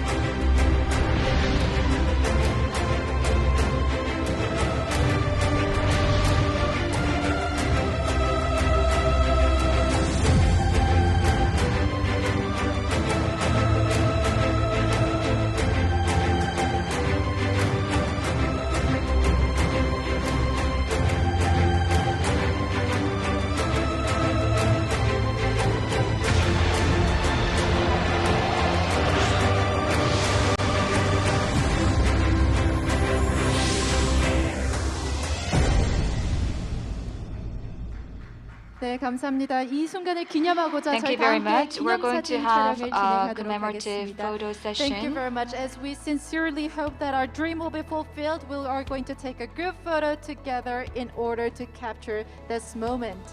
네, 그럼 함께 바람개비를 들고 사진을 촬영하도록 하겠습니다. 앞에 있는 카메라를 향해서 활짝 Please face the camera 웃어주십시오. in front of you and smile. 네, 이렇게 저희가 네, 회장님, 네, 옆쪽으로 오시겠습니다. 함께 사진 촬영하겠습니다. 크게 웃어주십시오. Decade of action is now being declared. Thank you very much, and you may now head down the stairs. 네, 자리로 모시겠습니다. 감사합니다. Please take your seats. Decade of action, pledging the mobilizing the financiality and the enhancing national implementation and strengthening the instructions to achieve the goal by the target date of 2030. The 2030 agenda is our roadmap in order to achieve the world that we all want. And it requires the cooperation across all sectors. Ladies and gentlemen, with this we conclude the low emission development to achieve carbon neutrality and SDGs, the 12th International Greenhouse Gas Conference, the opening ceremony, and the Decade of Action launching ceremony. And once again, thank you very much for all your participation, and we will be having a short break before we start with our sessions. Well, the session will start at 3:20 Korean Standard Time, where we will be discussing a lot of things regarding the issues. So, once again, thank you all for joining, and we will see you once again at 3:20. Thank you very much.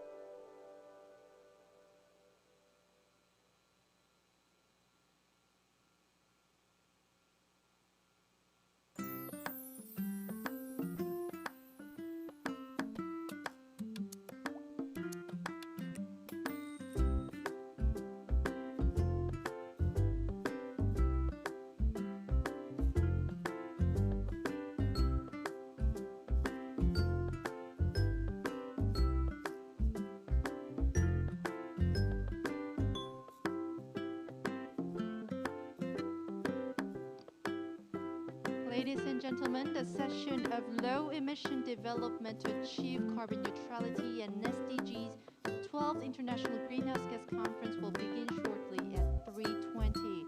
Please be seated before the conference begins. We are complying with the government social distancing regulations to prevent the spread of COVID-19. If all members participating could wear masks all the time and keep the distance of 1 meter as much as possible would be appreciated. The session will be broadcasted live online and the simultaneous interpretation will be provided. For those who are with us online, please check your language channel. And for those who are with us on site, please select the required language channel on your receiver. Channel 1 is for Korean and channel 2 is for English. Thank you very much.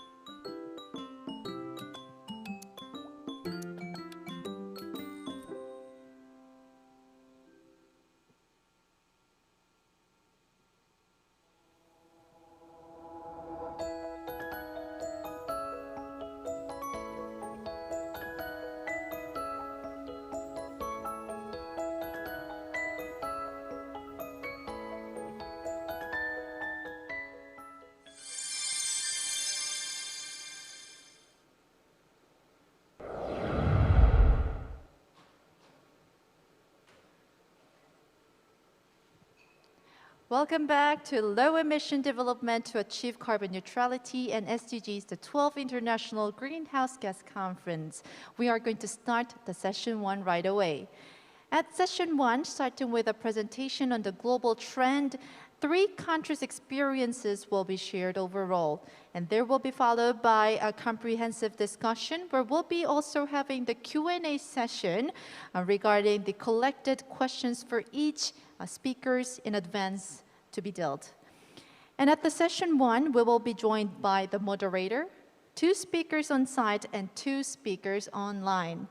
So to start the session, may I invite to the stage Mr. Gambold Basangjov and Dr. Oyun Sanjarsuren and Ms. Eun Hae-jung to come up to the stage. Let us welcome them with a big round of applause.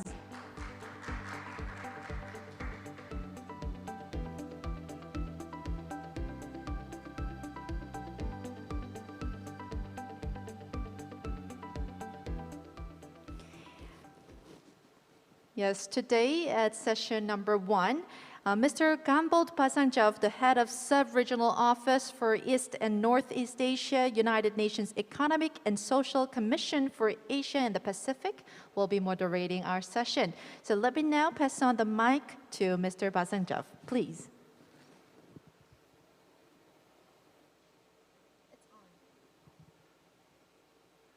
Thank you very much.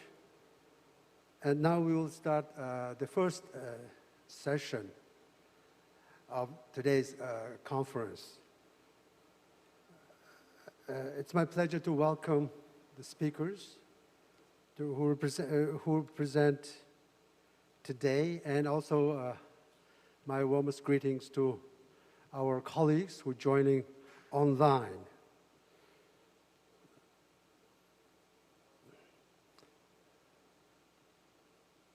Yeah, the topic of the first session now is synergies in joint implementation of climate actions and the SDGs for recovery. The 2030 Agenda for Sustainable Development Goals and the Paris Agreement on climate change indeed are the historic cornerstone that established ambitious, universal, and transformative agenda and goals for all countries to move towards sustainable and low-carbon development pathways, which is possible only if it's equitable and just and inclusive. The both frameworks are indeed our widest multilateral efforts towards peace, prosperity for people and the planet, and now and into the future. Understanding of the interlinkages, multiple interlinkages between these two frameworks, and acknowledging the integrated synergies in their implementation is indeed very crucial to accelerate the progress on SDGs as called upon by Secretary General to achieve green and sustainable and inclusive recovery.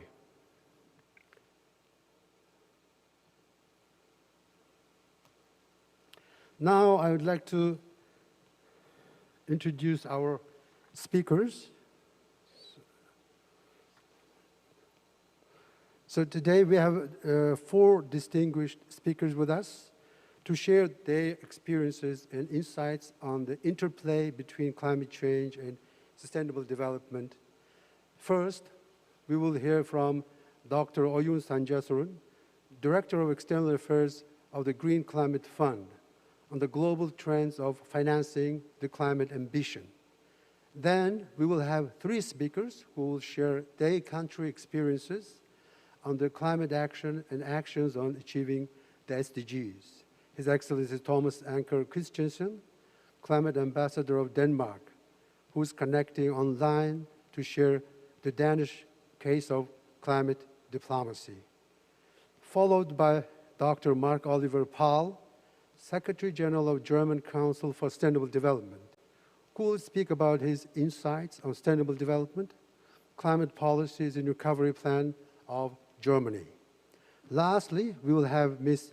Yoon-Hye Jung, Director of Green Transition, Minister of Environment of the Republic of Korea, to share ROK's experience on the Green New Deal and KSDGs. Then we will have a Q&A session. If time allows, I will ask each of the panelists to say a final word before we wrap up with our session. Without further ado, let's begin the session. So now I would like to ask Dr. Oyun Sanjasorn to come to the podium.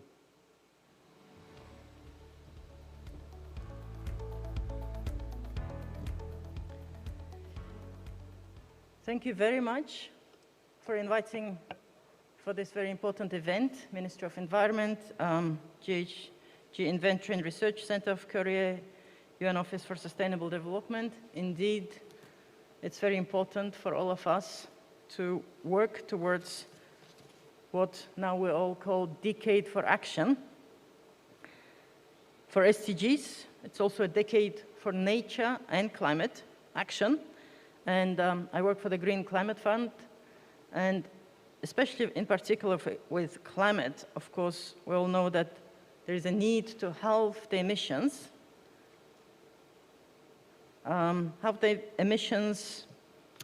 in the next decade, and halve again the decade after, and then reach net zero by 2050. For, of course, nature biodiversity, we need to reverse the biodiversity loss, and then we'll know the 17 SDG goals, and the tasks are really enormous. The recent net zero drive has been, I think, creating, there is a true momentum that is being built. It's a pivotal, really, time to fight against climate change. And rather than decade, it's actually even the next few years that are very, very crucial. In this context, everybody knows now that the green resilient recovery is really essential if we are to meet the goals of both SDGs and Paris Agreement. The recovery measures are not sufficiently green and not aligned with SDGs. We all know that, and then I'll come back to some numbers. But South Korea has become a model for developing countries in the way it has rapidly industrialized and built the economy based on fast internet speeds, but also great economic prosperity and progress. We applaud Korea, especially the carbon neutrality pledge, the Korean Green New Deal, and both are paving the way for the countries to become a leader in sustainable economic growth. And of course, it's not only an example of progressing internally within the Korea, but also through hosting Green Climate Fund, also contributing to Green Climate Fund, which works now with more than 140 countries. Republic of Korea is also contributing to developing countries to reach the climate ambition as well. I would like also to applaud Republic of Korea for convening a very important P4G Summit this week, which is a great example of Korea's leadership in sustainability and net zero race. UNOSD, we've just heard the Secretary General to speak earlier at the opening through his video address, and then he calls 2021 this year a leap year for building a true global coalition for carbon neutrality. We're seeing both the political will building, but also definitely seeing the public support growing, especially with youth movement and engagement of the new generation. Net zero pledges by China by 2060, US, European countries, Japan, Republic of Korea, and then recently 123 countries have actually joined the race to zero. And as this slide is showing, it's actually not about tomorrow, somewhere in 2050. It's all the actions that needs to start today and have been going on until recently, but not sufficiently fast enough, not at the scale which is needed. Of course, I think the most important thing is that these pledges, net zero pledges, have to be translated into concrete actions by enhanced commitments, NDC commitments by COP26 in Glasgow. The COVID pandemic actually brought unprecedented, of course, humanitarian and financial crisis, has taken now 3.5 million lives, driven the economies down, millions lost their jobs, which led to rising poverty. There is a risk of default in many countries, and especially in developing countries, and they are hit hardest. And these countries, developing countries, are also most vulnerable to climate change. At the same time, we know that we have to come out from the pandemic more resilient, build back better, and choose new path for growth and development. And the key message here is getting the recovery right. The unprecedented crisis also unleashed unprecedented measures and also freed unprecedented financial resources in trillions, and almost all of it is still in G20 countries. If you look at this graph, which is from the report which was delivered last year at Paris 5 session in early December, Paris +5 event in early December, it shows how the emissions have sort of reduced a little bit during different economic crises, and then they will just jump up again. But if we can get the recovery right, of course, there is still a chance that the drop in the emissions will not jump up, but then sort of slowly peak at some point by 2030, 40. But then again, it's very important that all the governments actually come up with green recovery measures. As of now, $14 trillion have been announced across the world for green stimulus measures, and as I mentioned, mostly in OECD countries.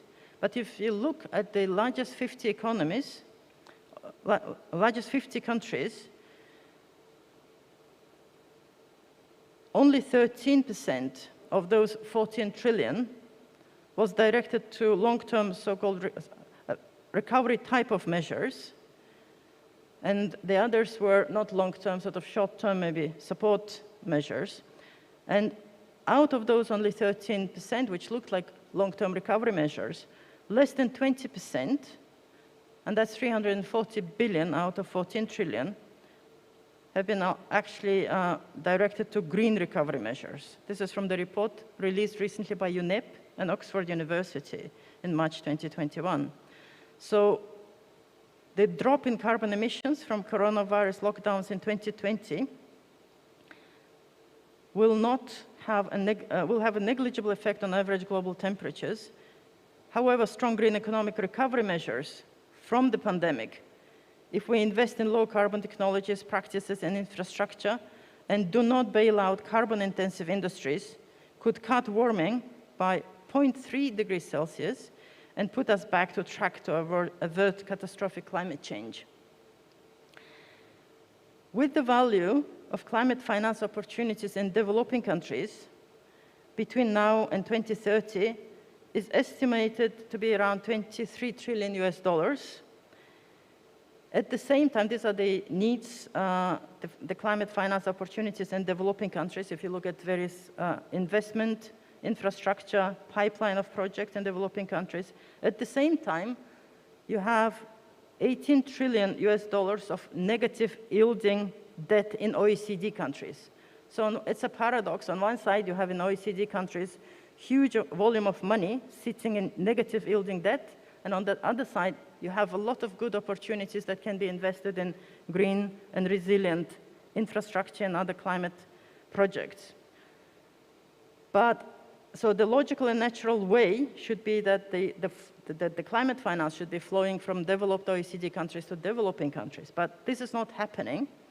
And this is because of the perceived risks. First of all, the green investment tend to have high upfront capital requirements, longer payback periods, and also have higher perceived policy, technical, and operational investment risks.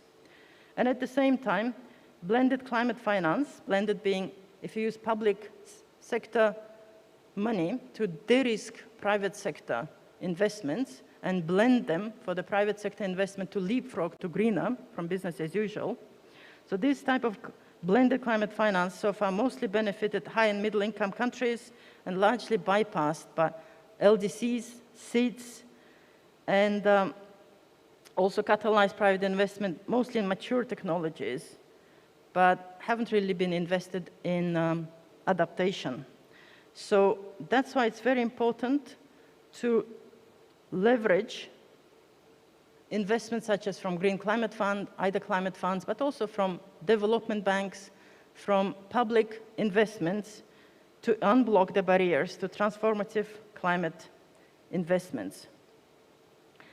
The needs for green sustainable investments are huge, but they can also bring returns. So the solution, the way forward, is to innovate.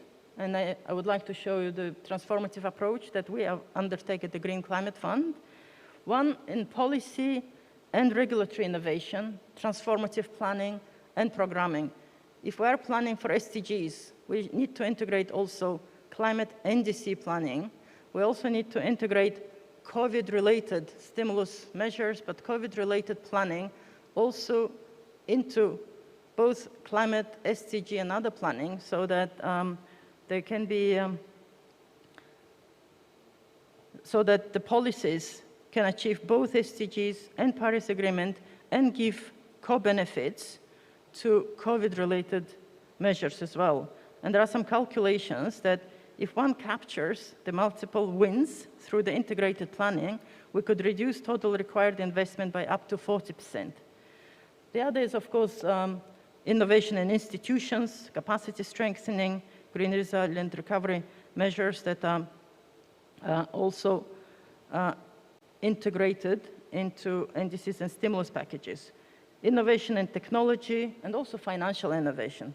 What we mean by financial innovation is in usual ODA, but also in, with MDBs, usually it's either small technical assistance grants or concessional loans, and mostly working with public sector, with governments. But I think it's the time when the whole of society approach, where public, private sector, civil society, everybody works together, and for private sector to be enticed, motivated, to be brave to invest in low carbon and green investments, public sector has to de-risk their investments. So GCF, for example, come up with a lot of innovative financial instruments, and it's not the, if we work with private sector, 40% of our volume of investment goes to private sector. We don't only give concessional loans, we also give first loss equity, anchor investment, guarantees. We're also thinking of maybe working for domestic currency risk guarantee and maybe for domestic currency swap investment. So it's very important that the climate finance, sustainable finance also de-risks the private investment, private sector's investment as well.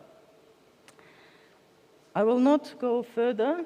I have shared with you in my presentation, which is in the booklet, some of the examples of projects that we're undertaking. And by catalyzing, as I say, investment not only in private sector, but also at the subnational level, it's not very easy to actually access finance for cities, for regions, for provinces. So this is also one of the innovations.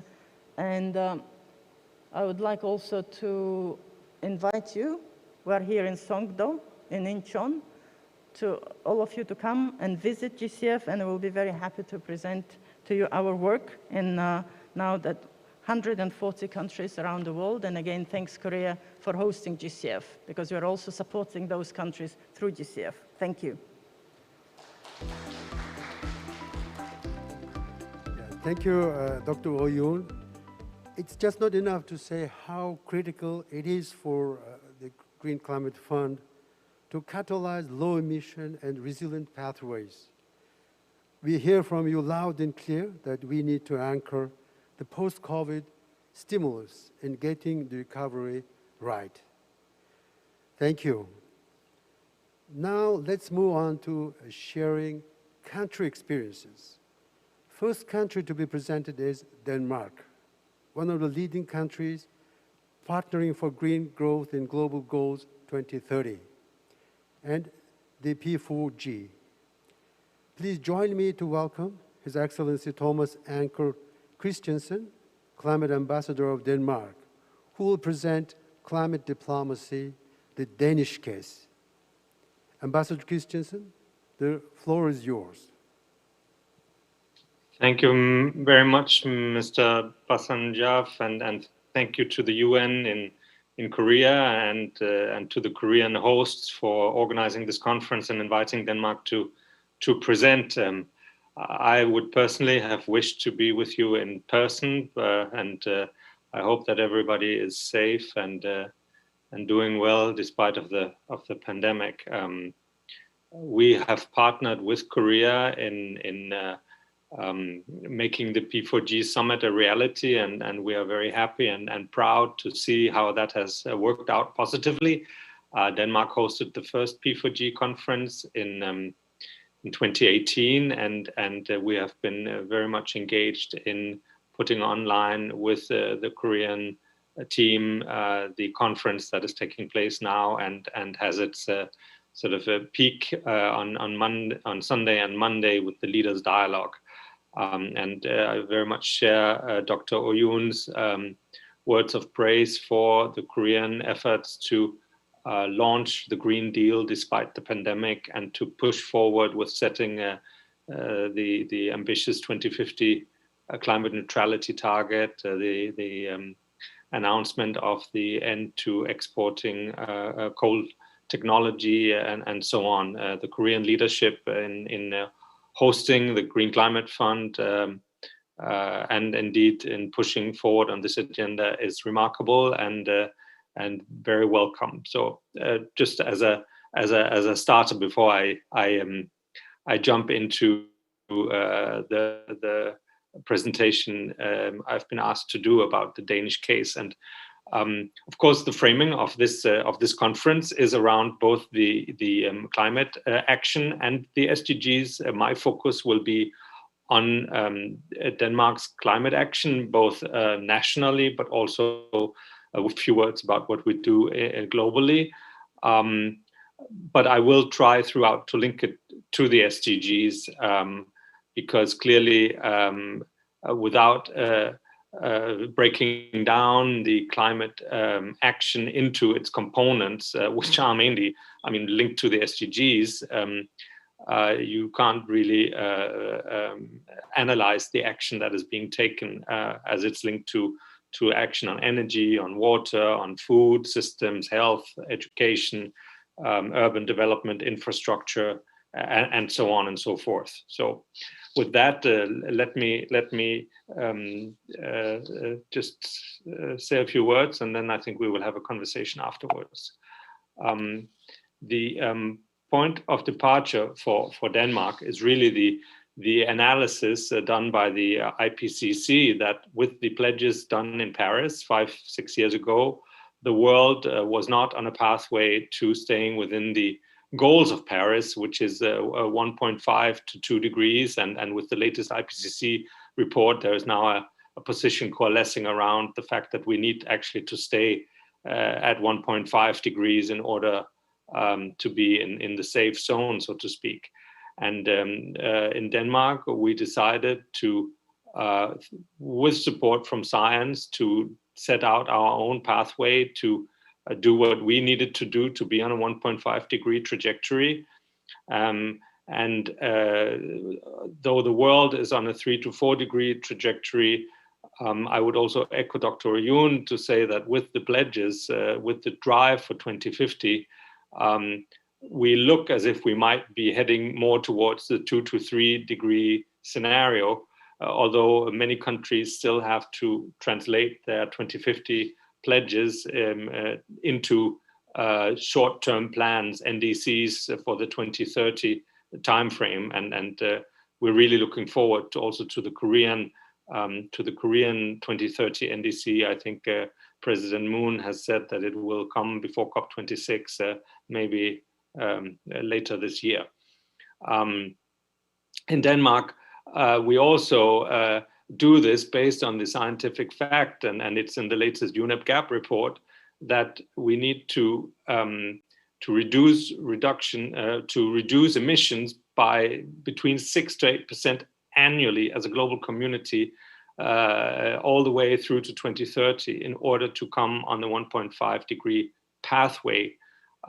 6 to 8% is what it looked like we would be reducing emissions as a global community last year, when the pandemic was worst, had its worst impact on the economy.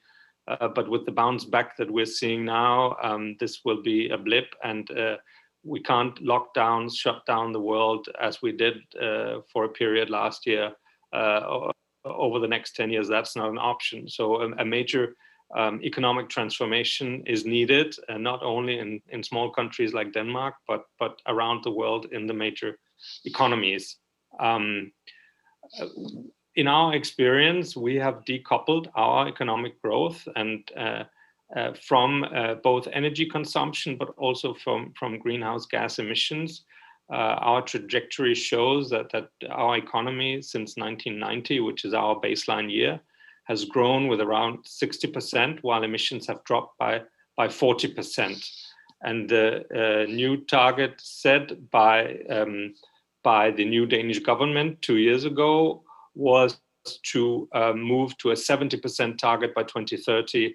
And this target, which was defined politically in a broad political agreement, was then adopted into law a year ago, early June 2020. And with that law came a few implementation tracks, but also an annual cycle of transparency and accountability. And I just want to spend 1 minute on that, because that is quite maybe interesting for other countries. So by law, the Independent Danish Council on Climate Change every year in February has to come up with recommendations for actions for the next budget year of the Danish government. And in April, the Danish Energy Agency has to present in Parliament an inventory and projections of the impact of the actions taken in the past year, which then both of these reports then has to lead to a climate action plan that the government has to present in Parliament in September, that both has national action, but also what we will do globally as part of both the multilateral and bilateral cooperation. This plan has to then feed into the national budget process. Our national budget is adopted in December, and then you have the sort of government priorities agreed by Parliament for the next year, and then the cycle starts all over. This cycle has to run its course every year for the next 10 years. And it's sort of a radically transparent, radically accountable cycle that we have committed to. A few more words on the actions. 70% reduction by 2030 is the new mandate. As I said, we have already done 40%, so we need to do another 30%. It's also the political agreement that we need to reach 50% in 2025, that is in 3.5 years, and climate neutrality in 2050. Under the law, Parliament, the government has presented plans and Parliament has negotiated and agreed on tracks on both buildings, energy and industry, waste management and circular economy, road transport, and currently negotiating agriculture and taxation. And for each of these tracks, specific actions have been defined and in a way reorganizing the economy of each sector. And for example, for the energy track, the decision is that we will fully decarbonize energy and power production by 2028, maybe a bit earlier, depends on when we shut our last coal power plant. But then once that's done, we will construct another maybe 10 gigawatt, which is more than 100% of our current peak demand in electricity. We will construct probably 10 gigawatt of offshore wind in a new energy island off the coast of Denmark, with the purpose of both being able to export green energy to our neighbors, but also to have excess energy capacity to produce green hydrogen and liquid synthetic green fuels for shipping, aviation, heavy industry. And by doing that, we ensure that we both have the energy capacity we need for the future, but also that we create the green hydrogen capacity to move forward, and we create a framework for Danish business and the green tech sector to move ahead and stay at the forefront of global green tech business. And I'll come back to the role of businesses in just a second. As part of the push, the government has also developed a climate action strategy for our global efforts. That is a whole of government approach coordinated between 8 different ministries. I chair the committee that is doing that, and we also have an integrated implementation through our embassies, but also through government-to-government cooperation, and that also involves working very closely with Danish business around the world. On the business side, the government has created with the private sector 13 private climate partnerships. All the main sectors in our economy, they are focused on the contribution of business to the 70% target. Each sector has defined their own action plan. What can they do on their own under current regulation? Where do they need better regulation from government, better legal frameworks, better also maybe at EU level, or where do they need us to push for tougher regulation at a global level, for example, in shipping at the IMO. But then also, as a third, where could they do even more if the incentive structure was right? So we are. This is not only a government effort; it is a whole of society, hand in glove with business, and the business partnerships are very eager also to engage abroad. For example, the energy partnership is led by Ørsted, the Danish green utility that is also active in Korea, we do this sort of, as you could say, that's a way to do transformative industrial policy for the climate age. The areas of excellence, wind, data centers, bioenergy, power to X, but also carbon capture and storage are some of the focus areas that we are working in, both nationally, but also internationally.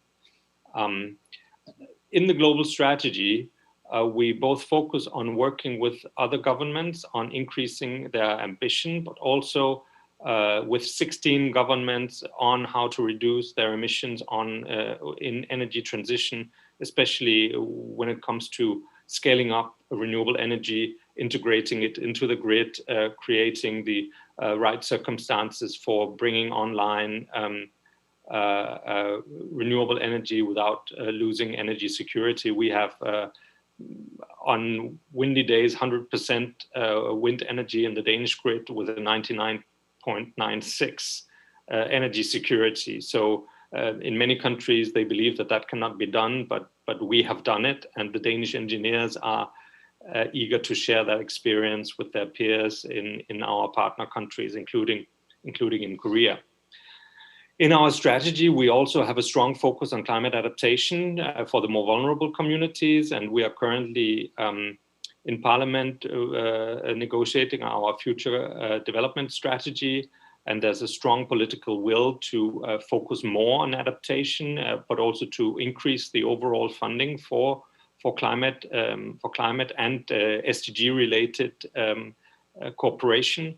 That will be finished within a few weeks, hopefully, and will be a strong contribution of Denmark at COP26 in Glasgow. We are also working with the Danish financial sector, with the Danish pension funds, the institutional investors. They made a pledge 2 years ago to invest $50 billion over the next 10 years around the world. They have already invested more than 10% of that and are looking actually for more opportunities. And we are trying to create a collaboration between pension funds in the Nordic countries, but also with the UK, Netherlands, and other European countries in order for the pension funds much more strongly to be global players with their capital, also building on the kind of de-risking mechanisms that Oyun presented of what the Green Climate Fund is doing. And finally, as the last point, we are working with the Danish green tech sector. We have some of the world leading companies on how to bring their green solutions to the global market. That's quite a comprehensive global strategy that we are working on. On the push on ambition, just a few words on that.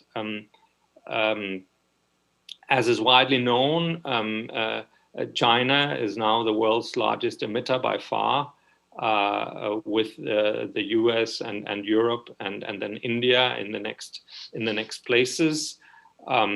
We have a close collaboration with China on energy transition and how our experience can be shared with them, also focusing on coal and coal phase out. But if you look at the distribution of emissions, you can also see that while China is the largest emitter, that there's a whole range of countries that are quite large as well, Japan, Germany, Korea, Indonesia, and so on. I think Korea is roughly number 7 in the world. And really our bilateral cooperation is focused on a whole number of the countries in this slide. We don't use consultants. We use the Danish Energy Agency. They have set up a whole division for cooperation where they work with their peers in country, but also invite them to Denmark and share the experience of the value chain of energy production in Denmark. And that works very well and builds an trust between the peer-to-peer outreach. But Denmark is also an SDG 7 champion on energy transition. So we are trying to work also with the, especially countries in Africa. Except for South Africa, the emissions from the rest of sub-Saharan Africa are less than 0.5%. But clearly there's a need to ensure that they leapfrog from very low energy consumption and energy use to renewable energy without going through a fossil phase.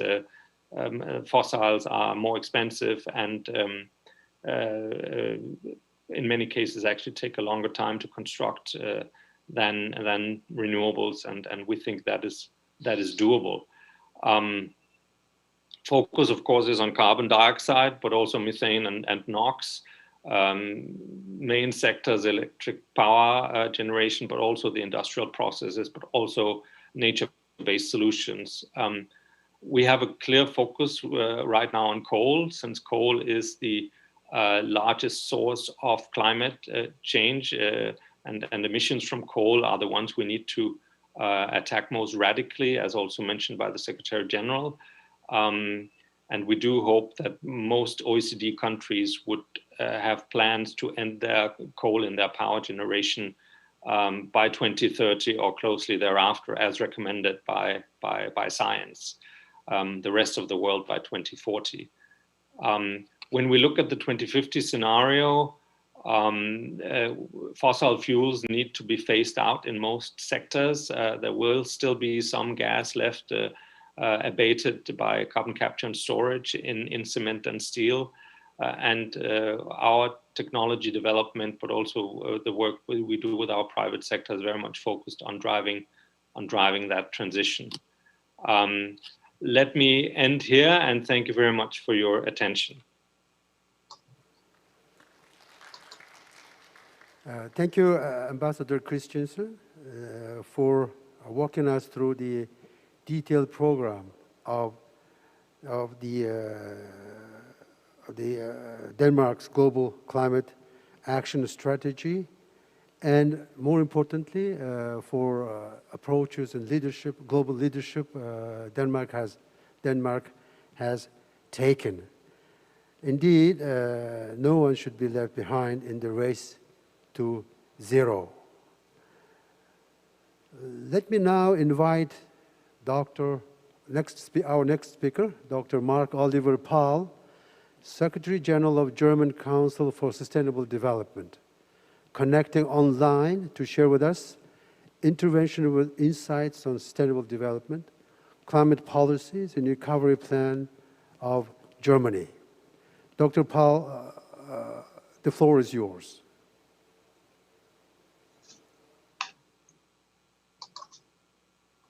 Thank you. It's a pleasure to be with you. And I'm very happy to contribute to this conference. I hope you can see my presentation, and I'm impressed by the contributions from different international and national actors in Korea to bring forward sustainable development and climate protection at the same time. And I would like to elaborate a little bit on the German example.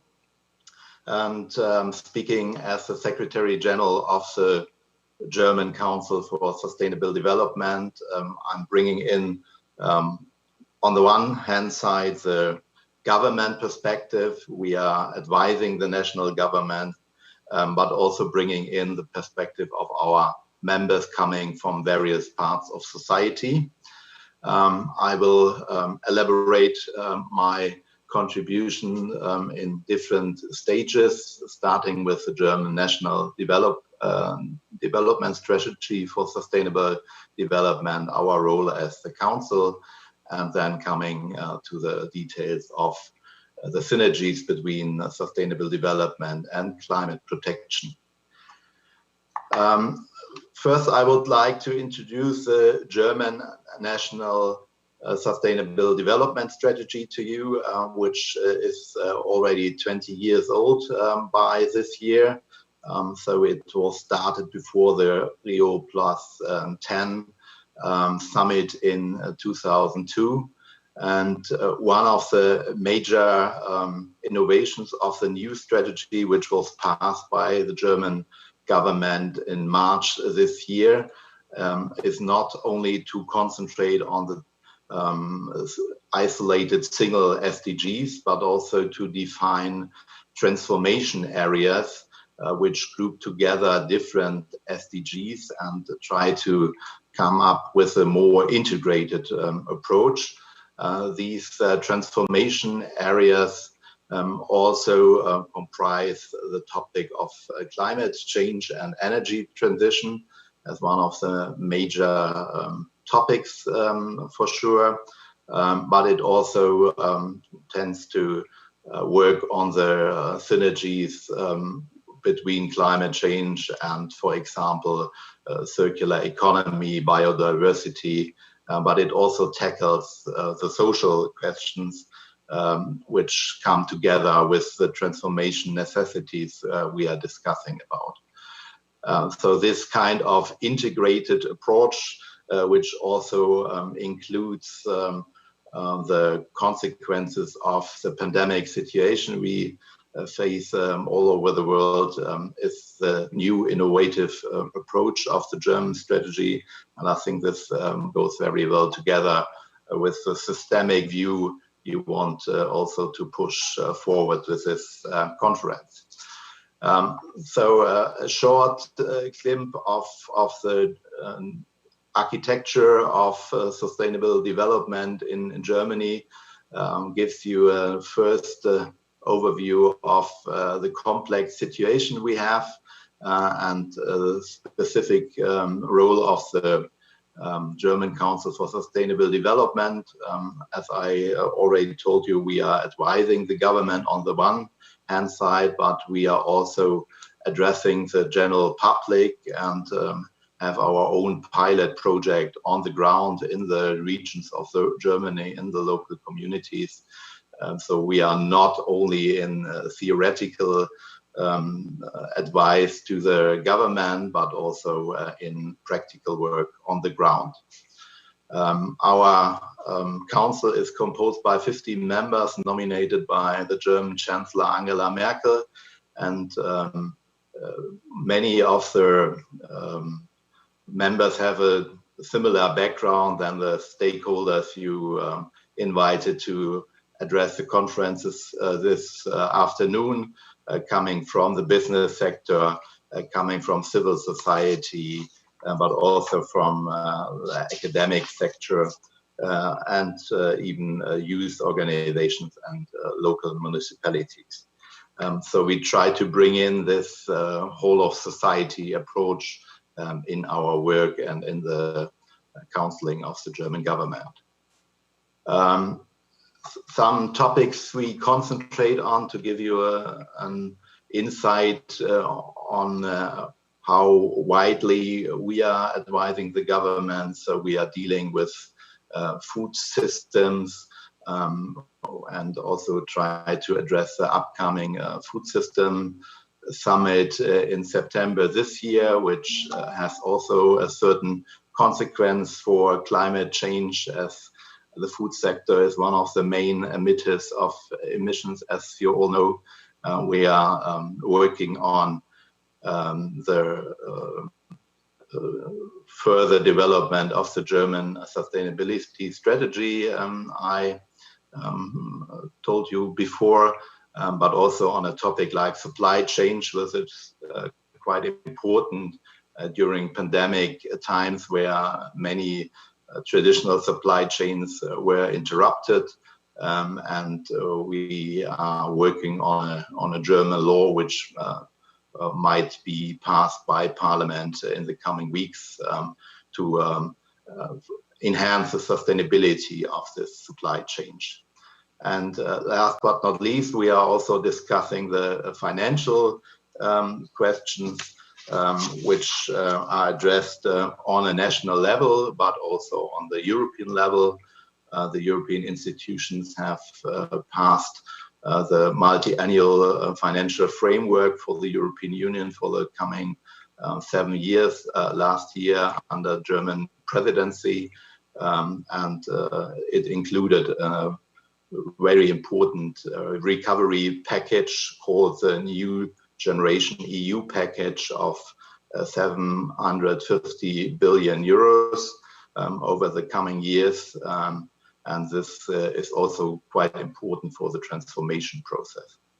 But we are also working on the international level and recently published a study where we compare the work of different sustainable development advisory bodies all over the world in the context of a so-called Global Forum for SDG advisory bodies. We are currently coordinating as a German council, and we try to find good examples which can be followed all over the world to bring forward sustainable development. And I would really laugh when Korean actors could also take part in these activities. I understand that you have a lot of international activities up and running. For the moment, there's no active involvement of Korean partners in this global forum, which is also supported by UNDESA, and it would be an important contribution if you could bring in your experience on the national level, but also on the international level, also in this arena.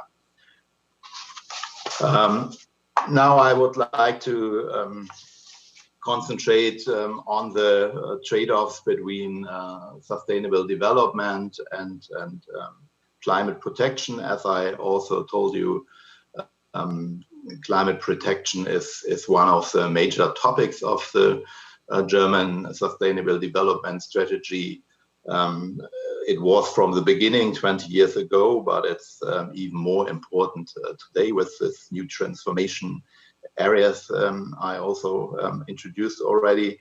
And one of the topics is the monitoring process. Also the colleague from Denmark already introduced for the Danish climate strategy.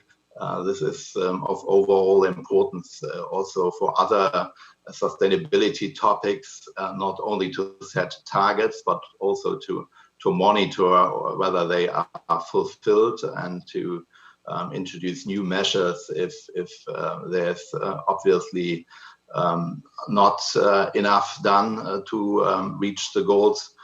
We call this off-track indicator system, and this is important for many parts of the energy transition sphere, for energy productivity, but also for the primary energy consumption, which is not really going down fast enough currently, and also this is clear to everybody for the gas house emissions. What we have seen in the last years is that in 2019 we have passed the first German climate law, which then codified the German goals in a law by Parliament, which gives the whole topic a more clear framework for also investments by the private sector. We have seen already before the climate action program with measures for all kind of sectors, energy, industry, mobility, but also agriculture and the building sector.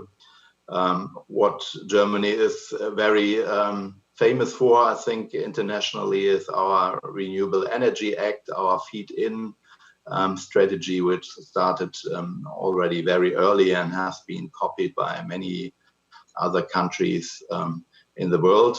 But we are currently working also on renewing this act and the whole legal scenery, because it got a little bit too complicated over time, and now we see some kind of restrictions on further installations for renewable energies, and we try to unblock the potential we see and the necessity we see for increasing our renewable energy production. We are not as active as Denmark in the offshore field. We are more concentrating currently on onshore and photovoltaics, but also offshore is also a possibility. We have decided in Germany in the last 2 years phase out of coal, but this will mean that after the current plans, only by 2038 the last coal-fired power plant will be shut down. So when it comes to ambition, the colleague from Denmark talked about 2030 as a goal advised by the academic world, and I can really share this view, but the current political reality is that there was not enough consensus also with regard to the social consequences of this phase out for specific regions in Germany to do it faster. But we will have an election in Germany in September this year. Angela Merkel is stepping down. That's already decided and declared by her. So we will see a new chancellor and a new government. And currently, in the polls, the Green Party is leading in front of the Christian Democrats. So very probably we will see a new government coalition coming up in September or after September, and this might mean new movements for more ambitious measures also in this phasing out of coal. What is very important is that this new climate law extended the carbon pricing scheme, the emission trading system of Europe on a national basis also to other sectors like mobility and the housing sector. And this is very important for the scope of the measures in all sectors.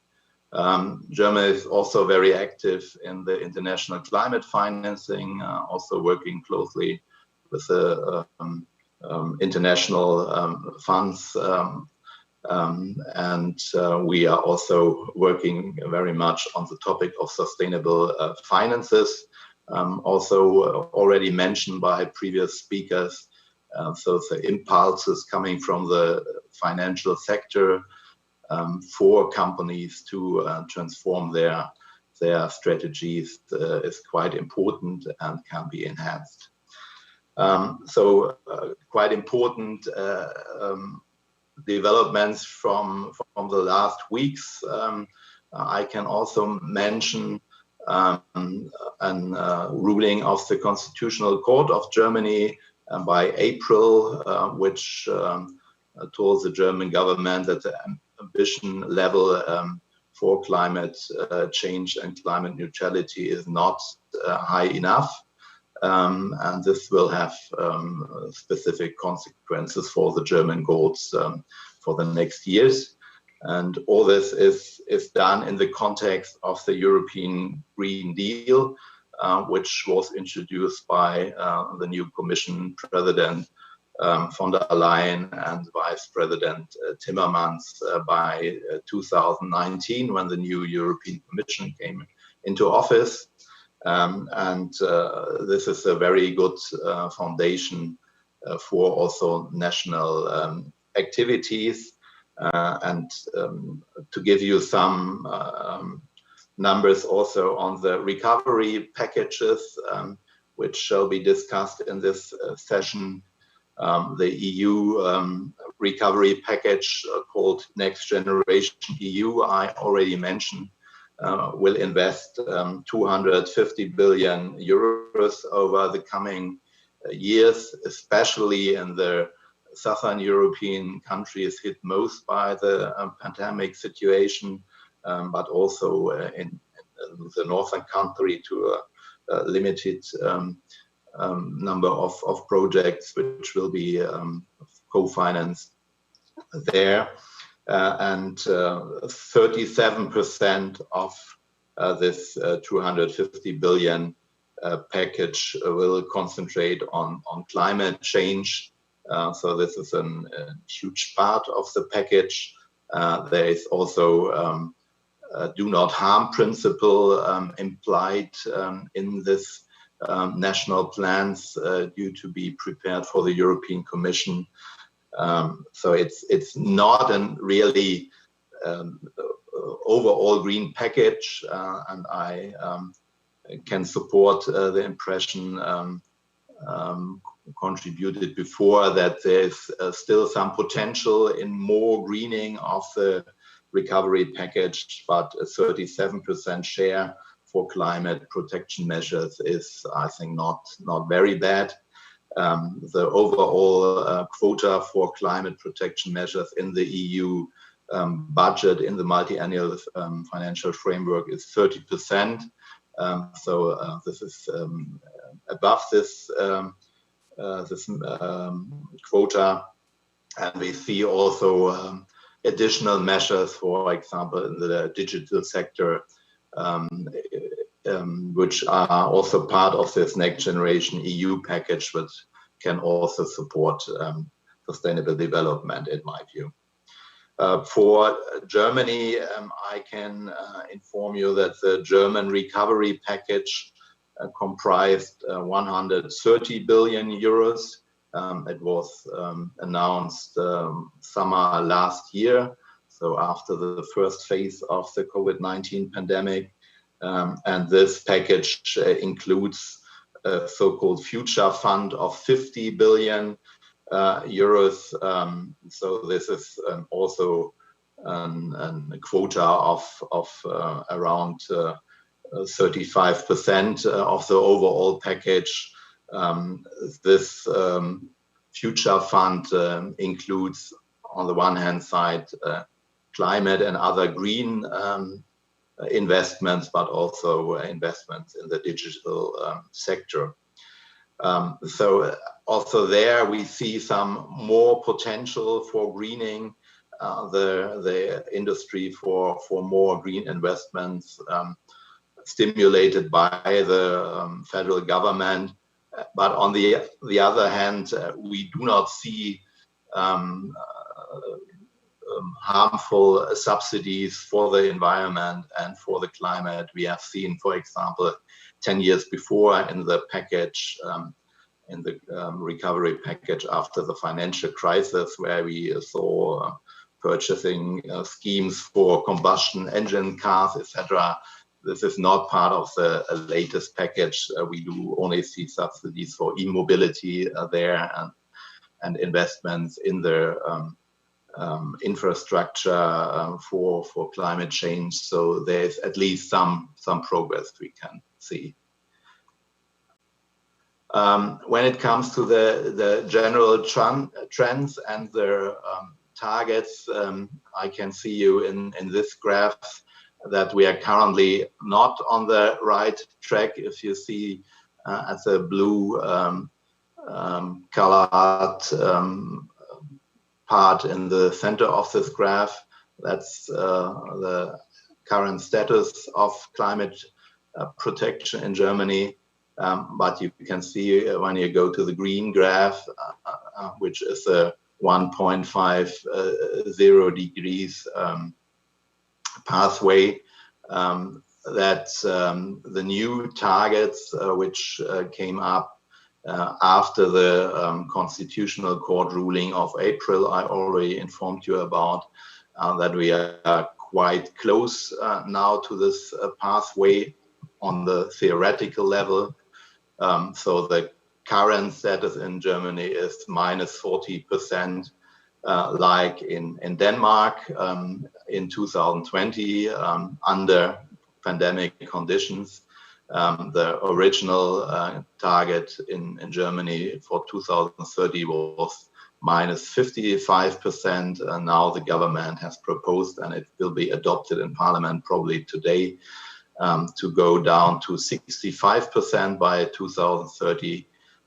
But also this is combined with climate neutrality, carbon neutrality goal of 2045 and not only 2050. That's very ambitious, and we are currently lacking a little bit the measures to reach this goal. But that is also part of our work as the Council. So we are working together with the leading scientists of Germany, the National Academy of Sciences, Leopoldina, and presenting in 2 weeks' time a report how to reach climate neutrality. We are concentrating on a CO2 price, which needs to go up. We need an extended emission trading scheme also on the European level. We need an increased building of renewable installation and stable investment environment for the industry to transform. We are also working together with the World Economic Forum, which has initiated a project called Climate Governance Initiative to concentrate also on informing non-executive directors of companies to align business models with climate policies. And we would really like to see also a Korean contribution there. The World Economic Forum wants to bring in all G20 countries, and I was very impressed by the contribution of the Korean Business Council on Sustainable Development, and I'm absolutely sure that you can bring also some fresh ideas in this initiative on the international level. To sum up, what are the challenges currently to be seen in Germany, but I think also internationally, is that we need to have a systemic view, not only on climate change, but also on the consequences for other parts of the economy, but also the society, and topics like hydrogen, already mentioned by other speakers, strengthening the circular economy in the context of the economic recovery are also very high on the agenda in Germany. Thanks a lot for your attention, and I'm pleased to also take part in the discussion round later. Yeah, thank you. Thank you, Secretary General, Dr. Paul, for sharing with us your insights from the German Sustainable Development Strategy, well structured around the German Council for Sustainable Development. And it's very encouraging and inspiring to learn about the role, especially on the monitoring and focusing on the off-track indicators, and also the Constitutional Court ruling on sustainable development and climate action. And thank you. And now, last but not least, let us warmly welcome our last panelist, Ms. Yoon-hye Jung, Director General for Green Transition Policy Bureau, Ministerial Environment of the Republic of Korea, to share with us Korea's Green New Deal and Korean Sustainable Development Goals, KSDGs. Ms. Yoon-hye Jung, the floor is yours. Thanks for the kind introduction, Kang Board. I'm very honored to have an opportunity to speak on behalf of the government of Korea to present the Korea's Green New Deal and KSDGs. And I'm also very happy to see my old friends, colleagues of UNOSD, where I worked for around 4 years before I came back to the Ministry of Environment. Now I'm Acting Director General for Green Transition Policy Bureau. As the Minister mentioned in her speech, the concept of the applicable to all of Paris Agreement and the principle of leave no one behind of Sustainable Development Goals are two different sides of the one coin. But only recently, synergies between the Paris Agreement and the Sustainable Development Goals are fully discussed and internationally and domestically. As you know, this event is being held on the occasion of P4G. P4G means Partnership for Green Growth and Global Goals 2030. They included Global Goals 2030 in 2018 first P4G Summit, and they focus on the 5 thematic areas, which is food, water, energy, city, and circular economy, and which respectively represents SDG Goal 2, 6, 7, 11, and 12.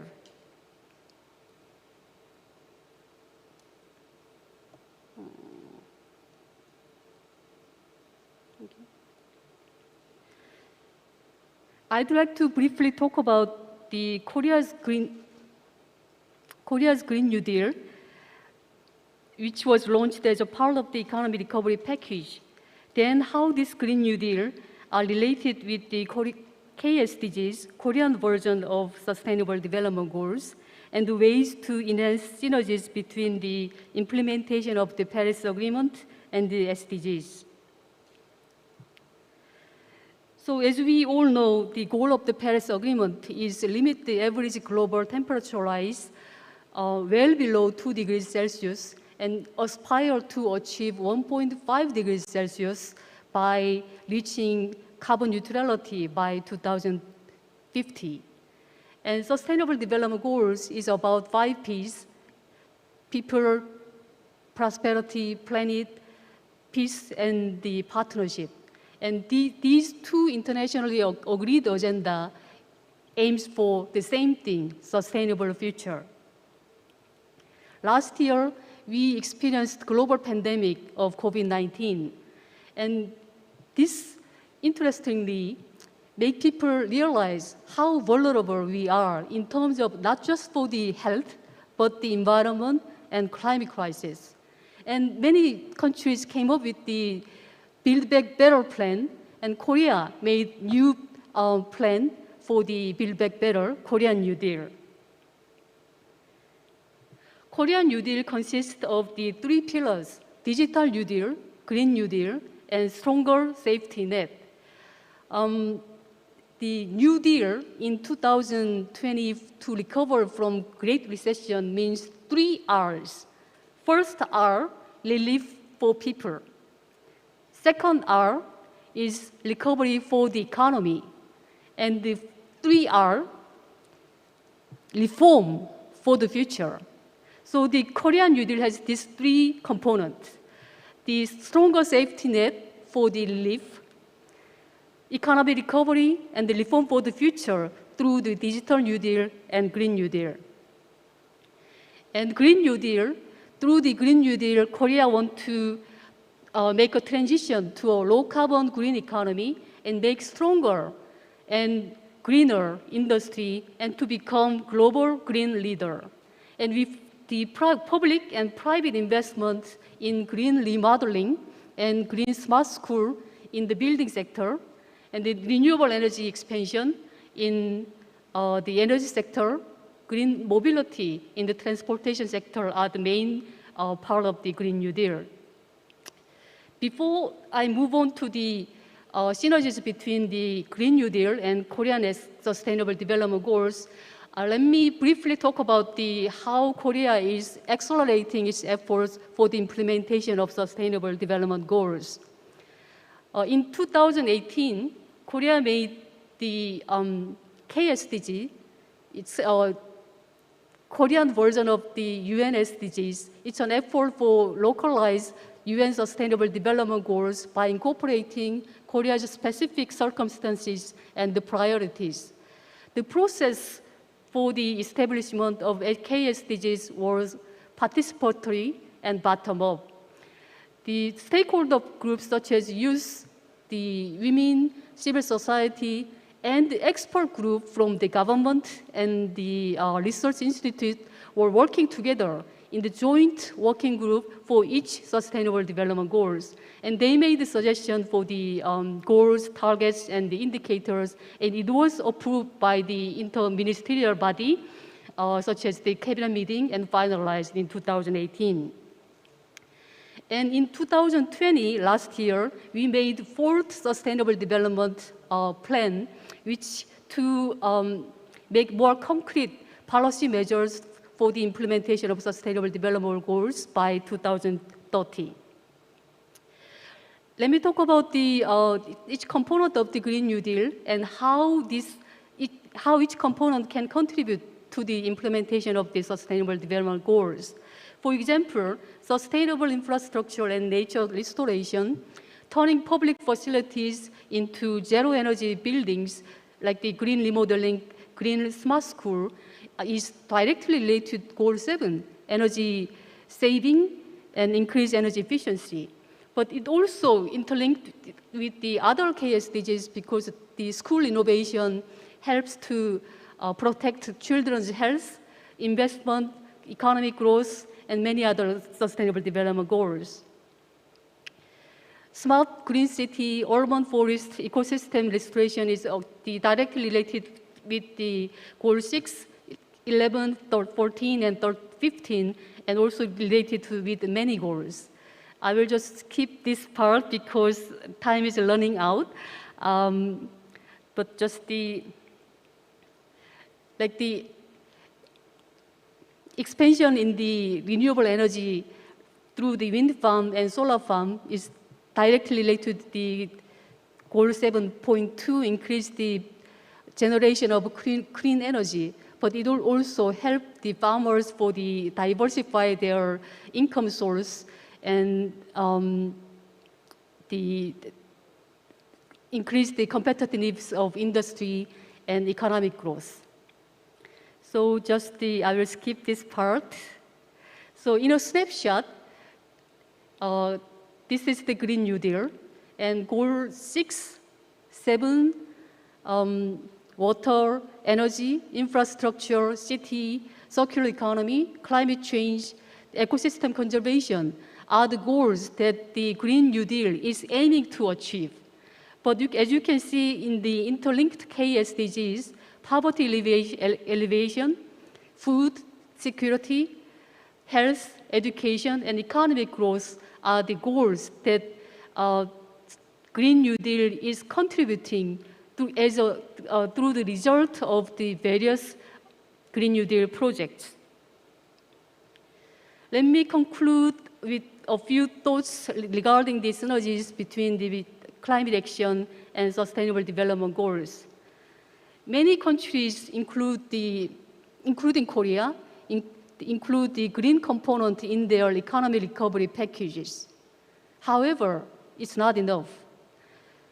Recently, IEA reported that this year, notwithstanding all the pledges and the raising ambitions for the carbon neutrality by 2050 by many countries, greenhouse gas emission is rapidly increasing. Second biggest increase in the history, IEA says. So we need more effort for making greener recovery package for COVID-19. In Oyun's presentation, she mentioned about the singular opportunity to reset emission. This time is the singular opportunity to reset emission. So we cannot lose this important opportunity. And international cooperation and assistance for the countries in need is very essential to make the green recovery. Second, inclusive dialogue for green transition forward is very important. As I mentioned in previous the slides,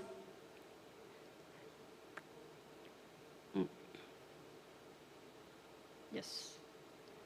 Unfortunately, the preliminary research doesn't show that the you can see the missing out sustainable development goals, like the goal 5, gender, goal 10, inequality, goal 16, peace and justice, goal 17, partnership.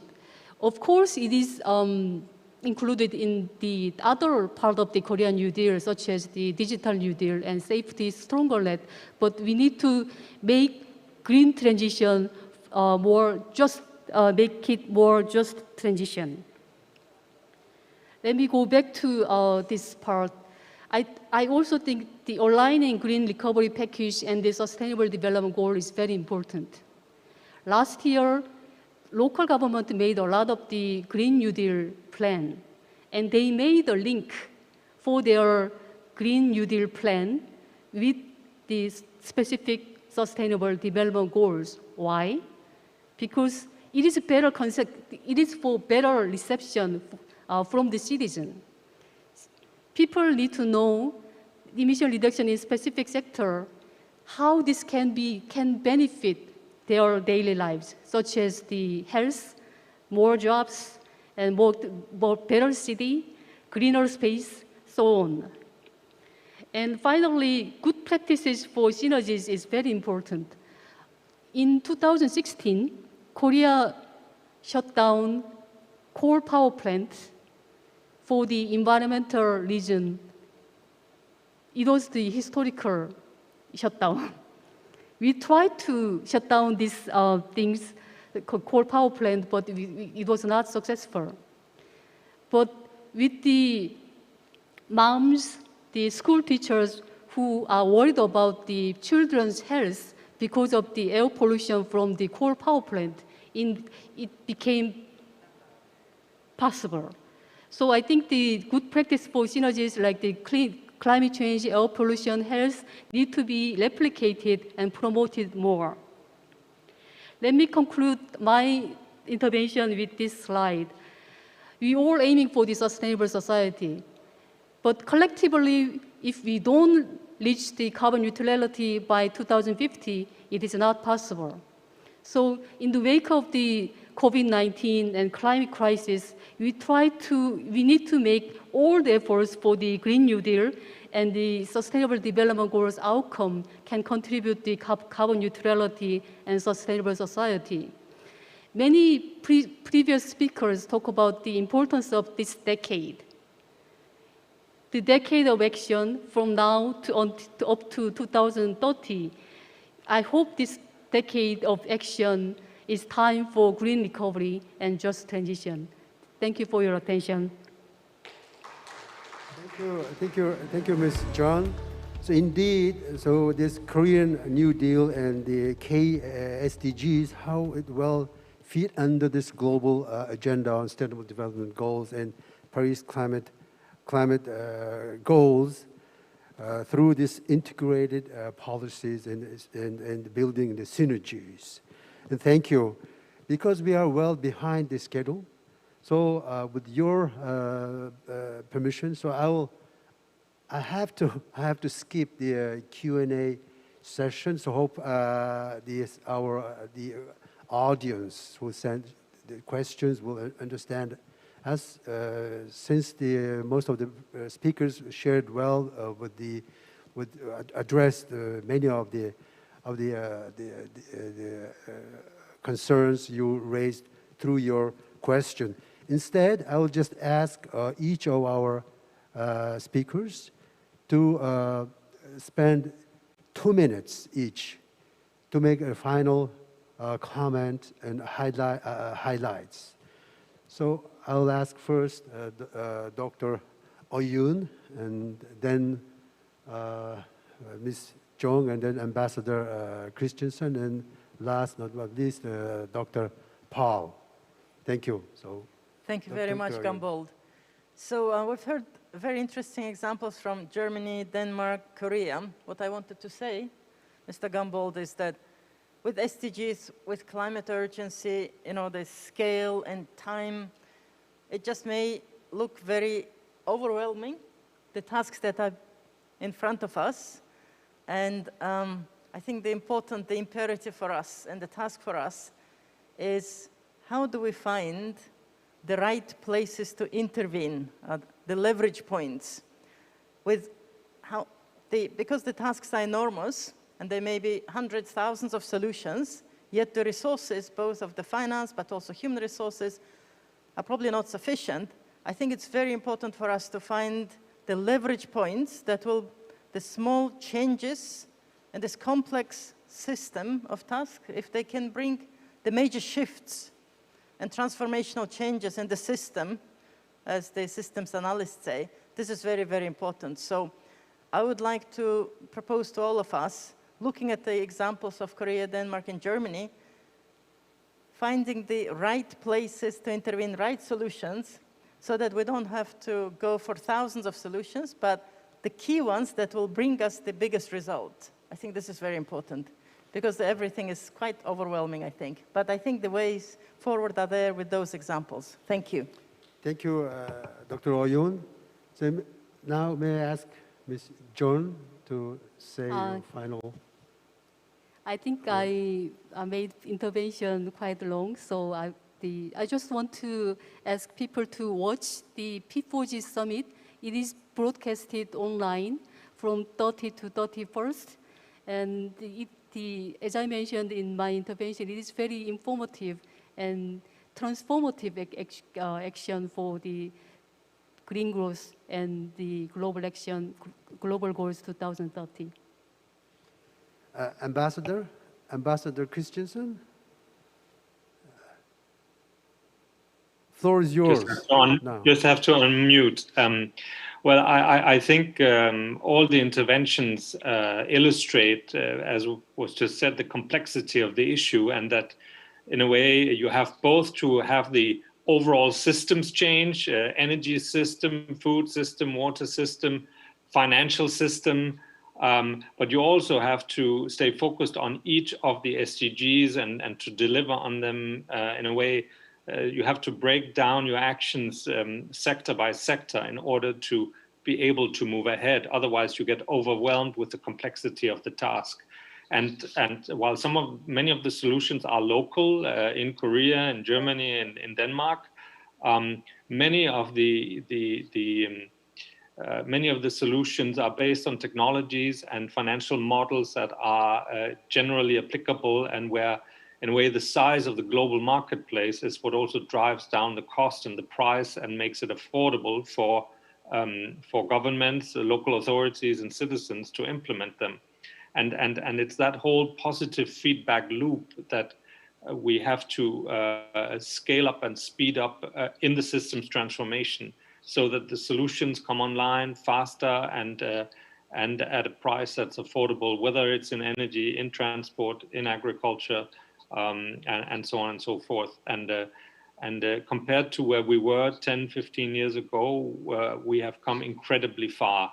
But I think you will see the pace of the change pick up even faster. And our learning has been that if you put yourself as a country in a partnership between public and private sector and with support of the government, if you put yourself at the forefront of that tsunami that's coming, that green tsunami, you can ride the wave and you can actually also benefit from it. And that's at least what we are trying to do in Denmark. And I'm very happy to see Korea moving in that direction too. And of course, Germany, as Mark Oliver explained, has seen a sea change just in the last few weeks with the court decision and the upcoming election.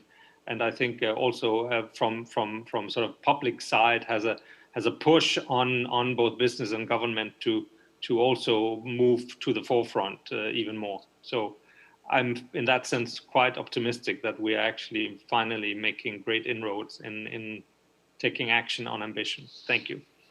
Thank you, Ambassador. Dr. Paul?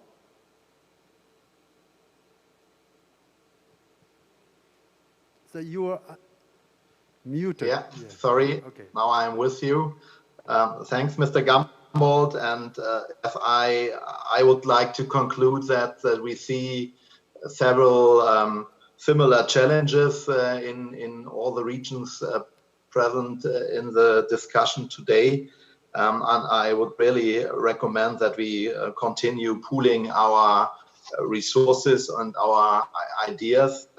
For example, we are already using in the German International Cooperation Agency, where I am based, the possibilities of financing by the Green Climate Fund and try to blend them together with national and EU financing measures.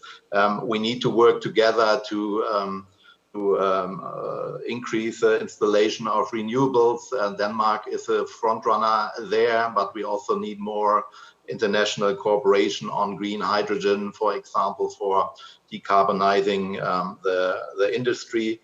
So there's a lot to do and a lot to cooperate.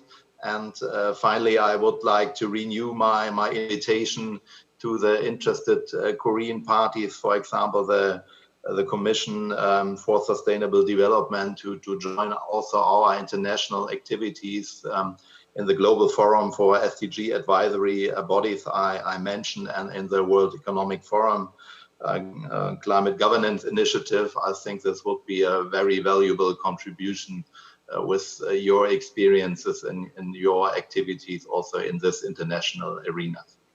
Thanks a lot and good luck for the conference. Thank you very much. This brings us to the end of the session, our session, and I hope the perspectives and the insights shared by our distinguished speakers helped us and the audience to understand better the interlinkages between SDGs and the Paris climate goals, and how the national strategies feed under this global agenda. And for many countries and institutions also to set they target to come on board with this acceleration on progress on SDGs. Once again, and thank you very much. So, and let me give a big hand to our 4 speakers, and thank you all. Stay safe and healthy.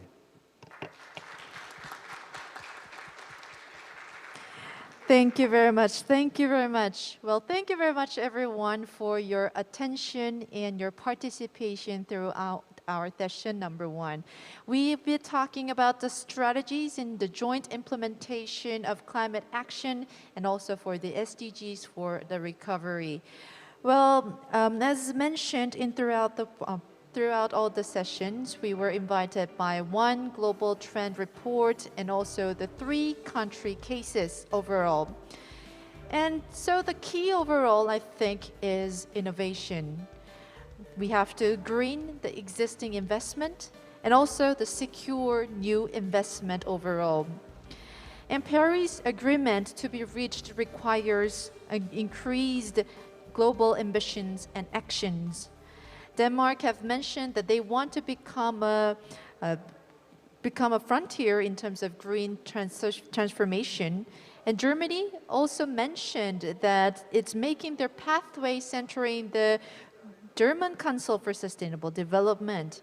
And Korea also, through their Korea New Deal, the Green New Deal, they are making their way to the eco-friendly, low-carbon, and green economy. Well, this is the first year of implementation of the Paris Agreement, and we have to put all our effort in order to move forward and to achieve our goals by the deadline of 2030. So overall, as each country is sorting their efforts in order to achieve our goal, I think the future is very promising. So thank you very much, all the speakers, as well as Mr. Gambold Pasangjav for leading the sessions.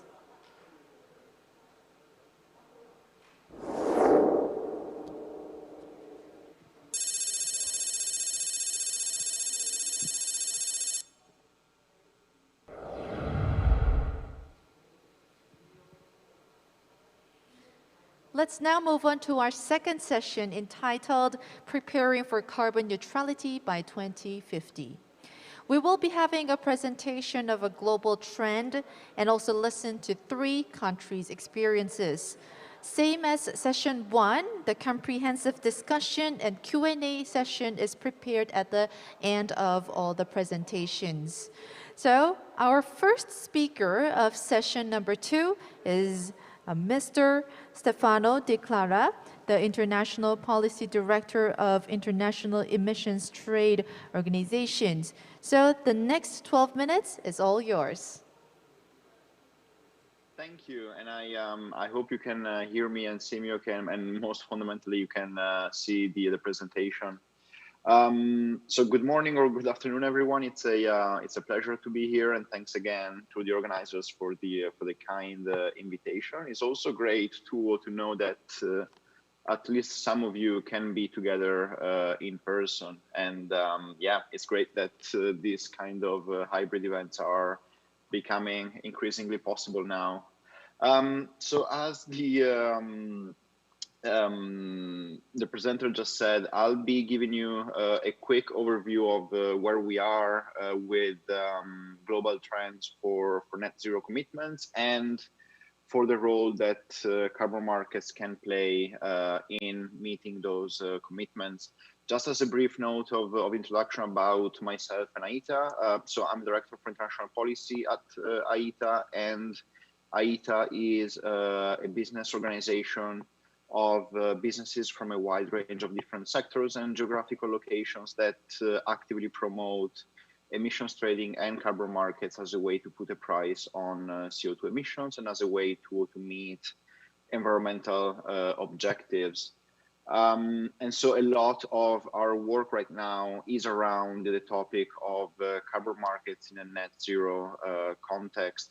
When we want to understand what are the current trends globally, I think there are a couple of different levels that we should look at, and it's more than a couple. I think it's at least 4 different levels that we need to consider in the discussion, and I think they are fairly well represented in this slide. So the first level we need to look at is obviously the long-term goal that we have to reach, which is outlined by the Paris Agreement and by IPCC science, and that would be the 1.5 degree goal, which would mean reaching net zero around mid-century. Then again, the second level worth looking at, and that starts to be a reality check against this long-term goal, is the commitments that countries are putting forward to meet that long-term objectives, and these are the net zero commitments that we're starting to see. Then again, one level down, we need to look at what are the targets and commitments that are expressed in the nationally determined contributions that parties are putting forward to the Paris Agreement. And so these are the shorter term targets on the way to the long-term target. And then possibly the most important level that we should consider is what are the actual policies and the measures that are underpinning those commitments. And this is, and on this slide you see how those different levels relate to each other, and where what we have right now would take us in terms of the temperature goal. So again, starting from the first level, I think by now it's clear to everyone what we need to do, when and how, and what we need to get to as a final goal, which is again reaching a balance between emissions and removals around mid-century. To get there, we mainly have to drastically reduce emissions, and drastic reductions are especially needed in the coming decade. And as we reduce emissions, we also need to start scaling up removals and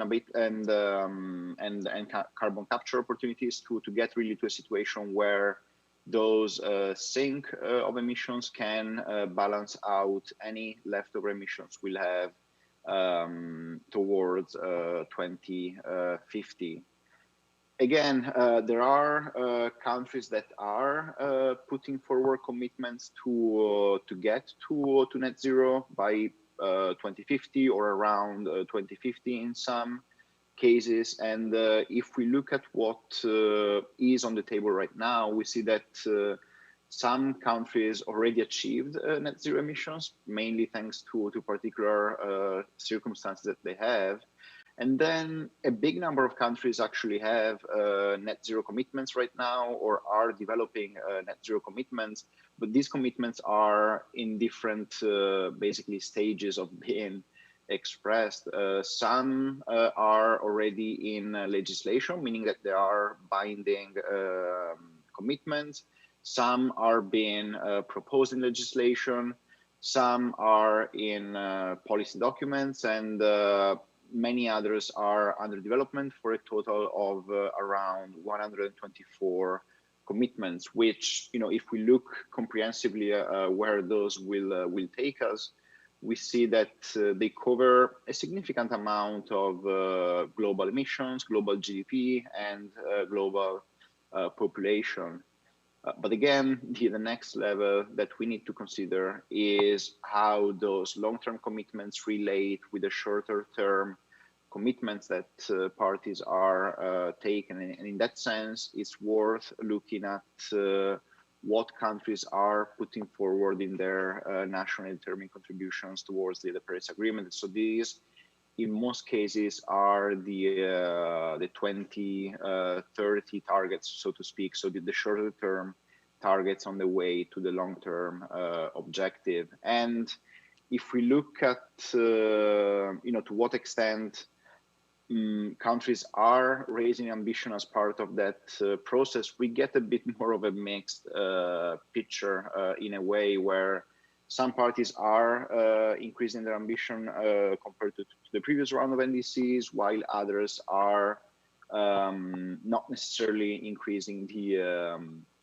the shorter term targets. And moving one level down again, I think it's also worth considering what are the policies that are being implemented around the world to basically underpin and facilitate meeting those environmental objectives. And as we all know, one of the most common forms of climate policy is carbon pricing. So policies that generate a price on CO2 emissions. And looking at this map, which shows both carbon taxes and emission trading systems under development or already in operation around the world, we start to get a picture of what countries are actually doing to deliver on those commitments. And as you can see, carbon pricing is really starting to emerge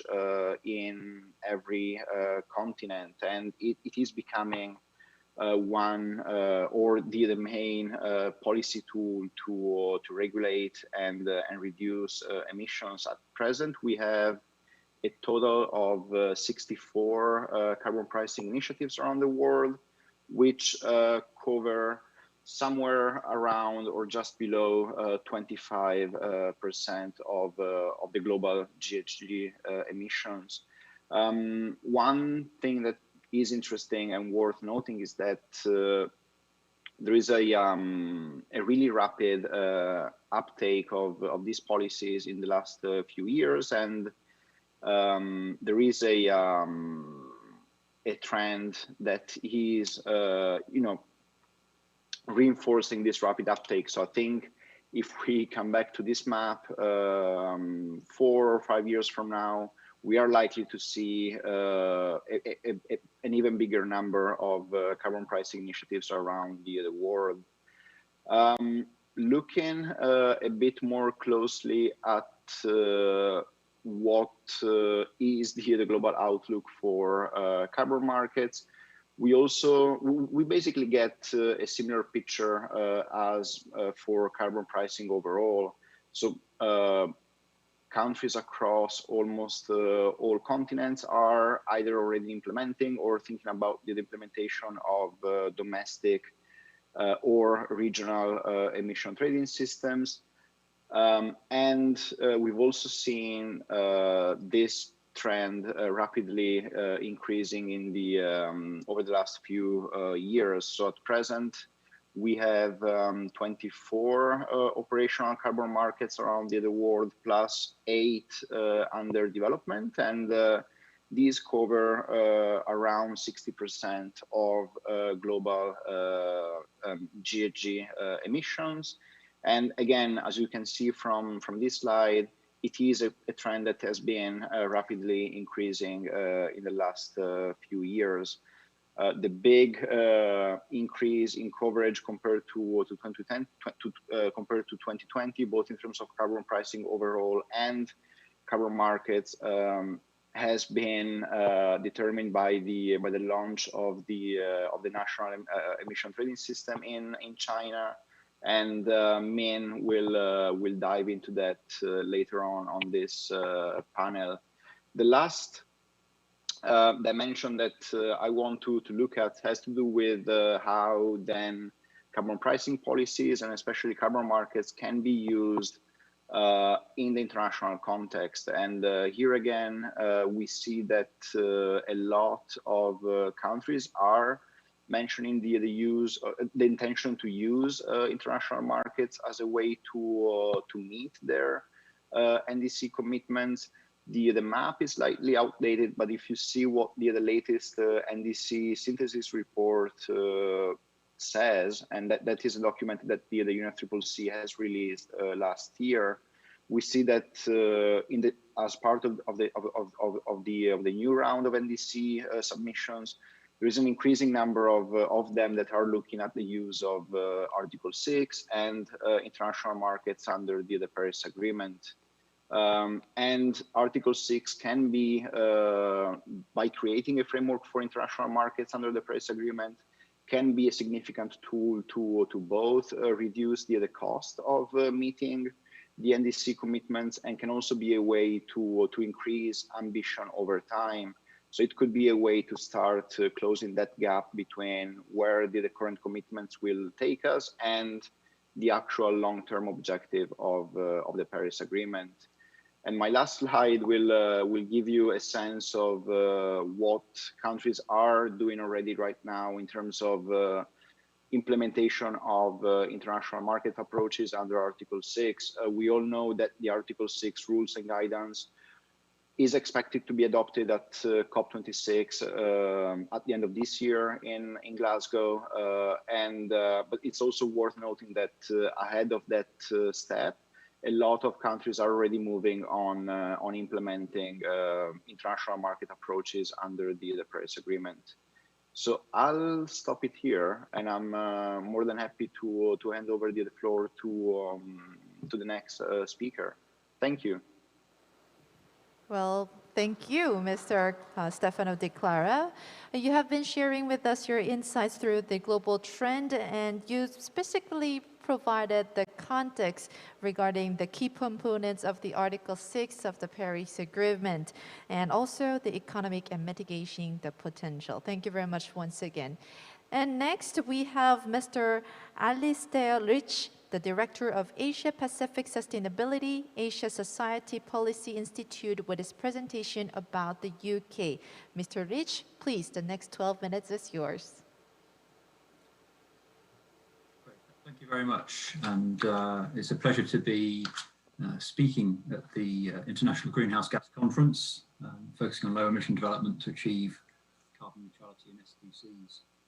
So my talk will be looking at the UK case study, UK net zero target and strategy for 2050. I'll be going into detail on the target itself in terms of the carbon budgets that make up that target, and the strategy, particularly looking at the key elements of the approach, the types of abatement that would be needed in the UK, and the associated policies and measures, as well as the cost impacts, both the investment costs and cost savings, as well as finally giving you some conclusions on some of the key points. So in terms of the UK net zero goals, these, as Stefano mentioned, these are established in legislation. So the Climate Change Act legislates for the UK's long-term targets. So these were established in legislation in 2019. The approach to get there is through 5-year carbon budgets. So this slide shows the budgets 1 to 6. The 6th budget was just recently developed and is due to be legislated quite shortly. So these act as stepping stones to achieve the long-term target. The budgets are proposed by the Committee on Climate Change based on evidence and assessment of costs and benefits. The 6th carbon budget is covering the period 2033 to 2037, and this is resulting in a 78% reduction in GHG by 2023 from 1990 levels. So this slide here shows the progress against the carbon budgets as well as the projected performance. So this information is taken from the government's updated energy projections. This is the latest version of their projections. And in the dark blue, it shows the carbon budget levels going from carbon budgets 1, 2, 3, 4 to 5. And in the light blue, it shows for budgets 1 to 2, which have now passed, it shows actual performance. And this is showing that these were complied with. For the 3rd budget, which we're currently in, we're expected to be on track. But for the 4th and 5th budgets, the projections are showing that we're likely to be off track. These projections are showing some uncertainty band. It's a 95% confidence interval. And they include all of the policies that are implemented, adopted and planned by 2019 in these updated projections. So the message from this slide is that the policies currently, as of 2019, were not adequate to achieve the 4th and 5th carbon budgets. The majority of the emissions in these projections are actually from non-traded sectors. So this has been an area of key focus for the UK. This slide here shows the performance up to around 2018 in emissions reductions by sector. And the main message from this picture is that the power sector has achieved significant reductions in the UK, driven a lot by the carbon price. So Stefano was mentioning about the importance of carbon pricing as a key policy to achieve net zero, and the UK has already seen the benefits of this, not only through the EU ETS carbon price, but a carbon price floor as well that was introduced. There's been significant switch from coal to gas and also to renewables. So the UK has also invested a lot in offshore wind, for example, and other renewable policies. But the other message from this slide is that for many sectors, there's been very little progress, if at all. So particularly transport, homes and agriculture, emissions are largely unchanged over this time period. So the key elements of the approach in the UK is the Climate Change Act itself. This anchors everything in the legislation. The legislation is quite detailed and it sets out the roles and responsibilities for different organisations. It provides the basic framework, which is evidence-based carbon budgets, and it requires near-term action, i.e. policies and measures to achieve those budgets. So this is quite a simple but helpful summary of the UK approach in terms of, number 1, the goal, the 2050 target, number 2, the pathway through the carbon budgets, number 3, the toolkit, which is the requirement the government brings forward policies, number 4, the monitoring framework. So the Committee on Climate Change, as well as doing a lot of the work to propose the carbon budgets, is also responsible for monitoring progress and suggesting changes. And a key advantage of the UK approach is that the Committee on Climate Change is independent. Whilst it has a role within government, it's able to provide independent advice and it's actually quite challenging and ambitious in its approach. So this slide simply shows the reference year for the UK commitments 1990, and the progress up to 2018, and then what's required up to 2050. The key message here is that progress needs to be accelerated. Of course, there has been quite a big reduction up to 2018, almost 50%. The speed of progress needs to be accelerated, and actually that's combined with perhaps more difficult reductions to make. Some of the reductions in the power sector in the UK were relatively easy, but for other sectors this will be more challenging. And this slide shows the analysis from the work for the 6th carbon budget, and it breaks down the different types of abatement that would be needed to achieve net zero by 2050. So the top two colours, the purple and pink, represent the reductions from reducing demand from carbon-intensive activities, and also improving energy efficiency. This is about 15% of the total reduction is from reducing demand. The next portion is in the kind of orange and the orangey colours, orange and yellow. This is the take-up of low-carbon solutions. This is over 50% of the reduction required. This will be vehicles, boilers, also for industry in terms of electrification and moving to hydrogen, as well as CCS. The third segment is in terms of expanding low-carbon energy supply, both electricity and hydrogen, and then the final element is in land and removals. So this slide is interesting because it shows the economic assessment of the net zero goals, and above the top portion of this is showing the investment costs, which were expressed as annualized costs, and from 2030 the investment costs on an annual basis should be around £50 billion per year. This will be mostly investment in low carbon power, retrofitting buildings, electric vehicle batteries and infrastructure.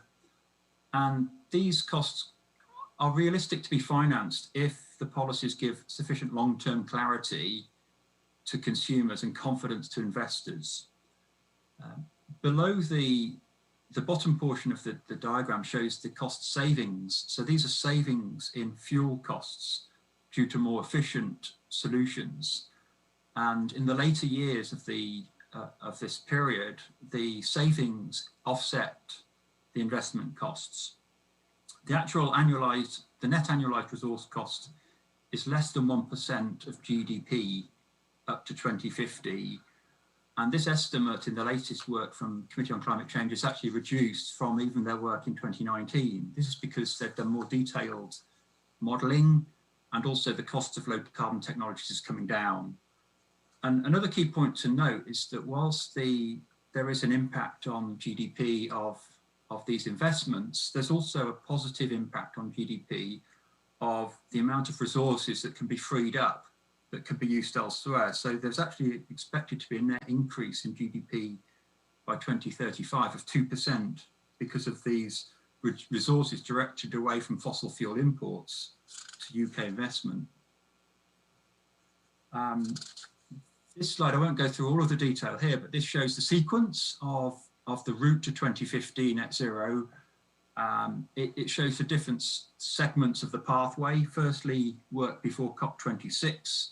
This is including legislating the 6th carbon budget, updating the NDC, developing a comprehensive net zero strategy, as well as finalising strategies for energy, heat and buildings, carbon pricing, transport, industrial, hydrogen, etc. And then by 2024, there's significant progress across all sectors required. Scale up from mid-2020s to 2030, roll out 2030 to 2050, and then net zero. Then a lot of this detail is expressed in the following slide by sector. So in terms of surface transport, key priorities will be to phase out new sales of petrol, diesel, cars, heavy duty vehicles. They'll be focused focus on recharging and refueling infrastructure, policies to reduce travel demand. For industry, transition support framework to help industry stay competitive internationally. There'll be focus on border carbon tariffs and other carbon standards. For buildings, there's a lot of work to phase out fossil heating, as well as various standards around energy efficiency, etc. For electricity generation, further work to scale up renewable investment, overcoming barriers to major scale up, particularly connections for offshore wind. There's also coal phase out will happen in 2024, and then there'll be gas-fired power station phase out by 2030, particularly gas without CCS. And there's a lot of work in the power sector to accelerate the need to accommodate flexibility of the new types of power, as well as a low carbon hydrogen strategy. And then finally, just to sum up, to reach a net zero target, it requires a process, a sequence, a governance system, including legislation, the right organizations. The presentation here shows what types of measures will be needed. In the early years, there's a focus on scaling up policies, ramping up supply chains for low carbon goods, and addressing sectors that have made very little progress so far. The sales of most high carbon goods will be phased out altogether by early 2030s. There's a critical focus, a critical need in the UK for the government to scale up its policy to encourage business and to invest and engage with the people in the challenge. So it's all very well having the targets, but actually delivering this is going to be a big challenge for the UK. Significant progress has already happened due to the power sector, as I said. This remains a challenge for many other countries that have yet to address the power sector and yet to make effective carbon pricing work in the power sector. The UK's process and governance system can be a good example, although the detailed transferability of its policy measures will be quite country specific. And the UK's profile of emissions is quite different, I guess, to many countries in Asia. But I think certainly a key message is that the economic impact is not that significant, and it would even be beneficial because of cost savings outweighing the resource costs. But one of the prerequisites for this is long-term planning, long-term certainty for business and people.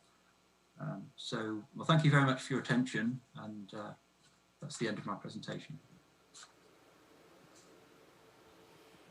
Well, thank you very much, Mr. Alistair Rich, for your very interesting presentation on UK. The significant achievement of UK will inspire other countries to do so as well. So thank you very much once again. And moving on, we have Ms. Min Li, the China representative of International Emissions Trading Association, who will give a presentation about China. Ms. Li, please, the next 12 minutes, it's yours.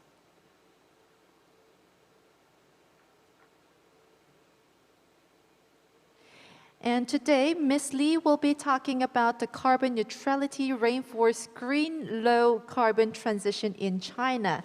Yes, I think we have connected her online. So Ms. Min, are you ready? I think you're on mute, so would you please check your microphone? Yes, today at session 2, preparing for carbon neutrality by 2050, we are having the global trend report in 3 countries' experiences. The formal presentation was delivered by Mr. Alistair Rich to deliver us about what UK has been doing and the significant achievements made by UK. And also, the first presentation was a global trend report that we were able to see the role of the international market is playing in order to reach net zero. And now we'll be listening to the case of China. And I know that China has been, announcing its ambitious goal to achieve by 2060. And I think a lot will be dealt through the presentation Ms. Min Li will be presenting today. Once again, we will be joined by the Chinese representative of International Emissions Trading Association to talk about the carbon neutrality reinforced green low carbon transition in China. And afterwards, of course, we will have the presentation ready by Korea, who will be talking about the carbon neutrality by 2050 in Korea. So, Ms. Min Lee will be sharing with us the China story.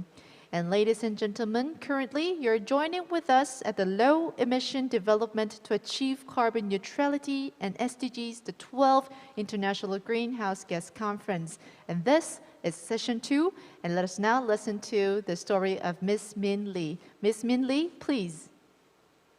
Hi everyone, good afternoon and good morning. Thank you for the invitation. I'm really happy to join this event. And I'm also really happy to share a bit about what is actually happening in China.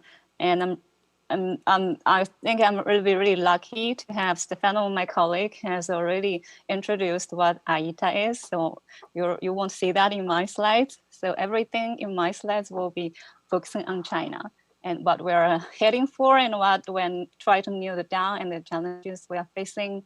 And we try to do our best and with all the helps we can get. So therefore, I will start with what really we've been heard about, like the intention, how we as the largest developing countries addressing to achieve carbon CO2 emission peak, and also eternally to take the shortest time to reach carbon neutrality.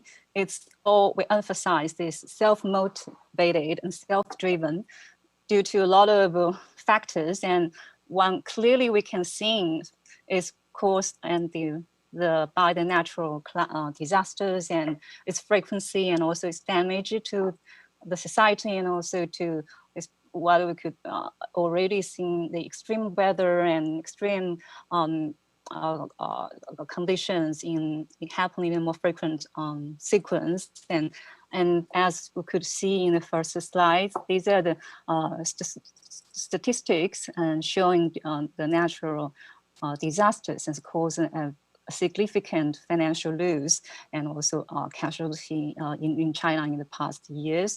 And although the data is a bit like still 2018, but the financial figure is very significant, accounting to like 257 billion. And I'm sure we are trying to really hard to reduce this amount, but we can see a little bit joking about what we do have a little bit old normal back this spring is we do have some sandstorm again this spring, despite we still have, pandemic is going on, but we are still coping with these conditions. And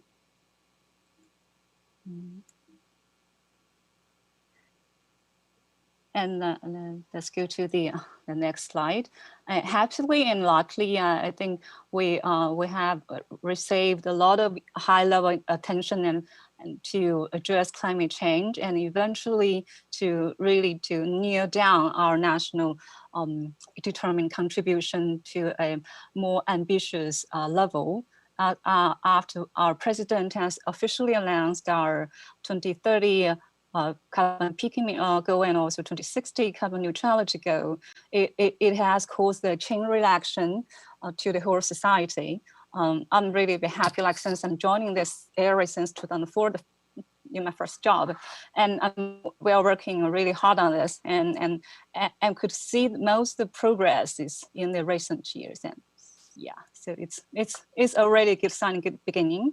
And what are the highlights and takeaway from the this year's 14th year plan, which we're going to finally approved by our National People's Congress this March.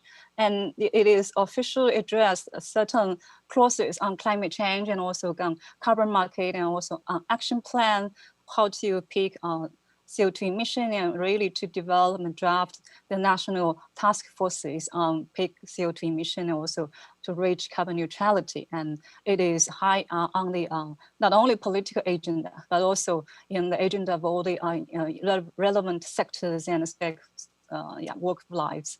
And a quick wrap up of the pathway, how we have been gradually move on to enhance the set target, which is like in 2000 during Paris Agreement, which we have been finalized the CO2 emission intensity target and also energy consumption target, and it is actually a large portion increase compared to the previous Copenhagen announcement.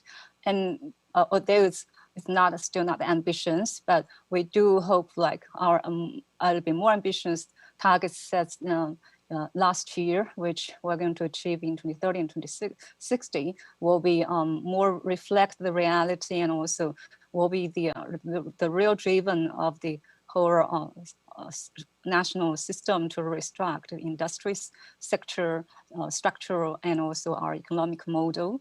And well, let's go to another catch up about like why we still could see the actual target is setting in that specific range, with why we still have like carbon intensity target instead of absolute absolute linear reduction target. Well, due to the first reality and fact, it's like our economy is still developing, so we're still a developing country, and just give a little bit slide of time period to reach peak of the CO2 emission. That is kind of to give a break and hopefully to hold a little bit, to hold the unhealthy economic development mode and path, and until we reach the peak, so we can eventually turn down, and also to note, and also to really reach the neutrality timeline in less. We are trying to targeting like, although the target sets like from after 2030 to 60, so we do have a 30 years time length to turning the reach carbon neutrality. But what has been also working and developing and trying really hard by the whole system, and try to reach a CO2 peak emission earlier than 2030s in order to gain more time to reach carbon neutrality. So that is still we need to crack down all the headbones out of those major challenges as developing speed and model, and also the unbalance our social economic structures. And the way it is, as mentioned, is Korea core. We need to change the core, and also to have like change fundamental restructuring of the systems, and also have a lot of innovation in our core and those conventional energy sectors, and also these issues have been addressed since the founding of our country. New system, and really to achieve a faster, quicker, and with higher quality of transition or transformation of the whole structure in less than 30 years. And till now, since really have the announcement, the 2030 and 2060 goals are the whole it has been aroused a lot of discussions, and also researches, and also interdomestic and also international collaborations on research, and also study on possible patterns, pathway for China to achieve carbon neutrality, and how to really address those challenges with possible quality change, and also adaptation and evolving of the current systems, starting with like setting the national target and enhance the national target in our the 14th five-year plan, also to the 15th five-year plan, which is running from this year on till 2030. That is essentially the time we should peak our CO2 emission, only CO2 emission, remember. And then secondly, and we will have like to optimize any restructuring all the industrial systems, and as also we've been also heard from our UK experiences, also other developed countries' experiences. This is crucial, and also it's really the most challengeable sectors to address. and also to transform in the energy system. And well, just to highlight a few like already formulated results or estimation how much like when renewables we really need to install and have in our energy supply system, and like for wind and solar and hydro need to increase more than 25%. And this, although it's new target by 25, but the actual recommendation from our experts and also are striving for 25 to 30 of renewables in our energy system. And for a little bit like how much a clean energy should be eventually included and provide to our energy structure by end of 2030. That is essential to achieve the carbon emission peak. And then we do need to address all those transformation, we do need a lot of innovation and also adaptation in new technologies or in innovative technologies. And because we are definitely stepping into a new era. And we're sure we are addressing and we're being a test ground for a lot of new stuff like AI and also digitalization of a lot of stuff. Even we can draw to the pandemic experience. But we really need to use and those apply those renovated methodology more soundly in addressing climate change. And finally, what well, being talking about those challenges and need to address and to change the system and specifically how to evolve the market and especially to leverage fund. We do have the latest outcoming of the missing fund is to reach carbon at least to reach carbon peak and also toward shifting to carbon neutrality. We do need at least 100 trillion RMB. For that close that gap, that is the funding gap. And these are also need a market-driven solution and how that being could be really applied and involve all the relevant sectors to motivate it. And just also a little bit how much like we have been doing and where we are and the challenge in order to better solve and address those challenges. And we do, like, as mentioned in our policy development and in the structures, we do have a remarkably increase in addressing climate change and regulating climate change stuff in our 30th five-year plan, also running, I think, from now forward, will mention a lot of things and regulating and to approving and speed up the process and adaptation of the process for climate governance, climate legislation, starting domestically and also actively, as we could notice, participating in international climate governance. And then we do, by end of this year, we will see how our the action plan for the national action plan to peak CO2 emission will be finally compiled and released to the public.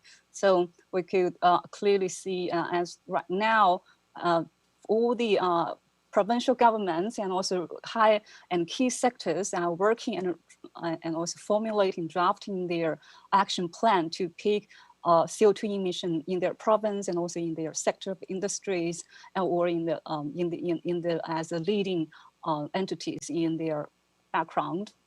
And for as we also do, if you follow what has been developing in China, we have not only pilots in emission trading, but also we do have a lot of pilots in low carbon development and also low carbon communities. These are as another parallel development national tasks or ongoing process since 2015. And we do have like as the latest research has been shown by Energy Foundation, we do have another pilot is for cities to pilot to reach carbon emission peak. And as like Beijing, a few cities and province like Jiangsu has already reached their peak.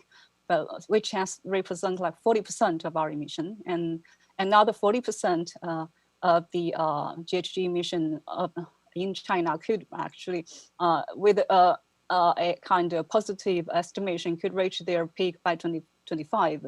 So the rest 20 will be a bit challenging, but we're still targeting to reach peak of CO2 emission earlier than 2030.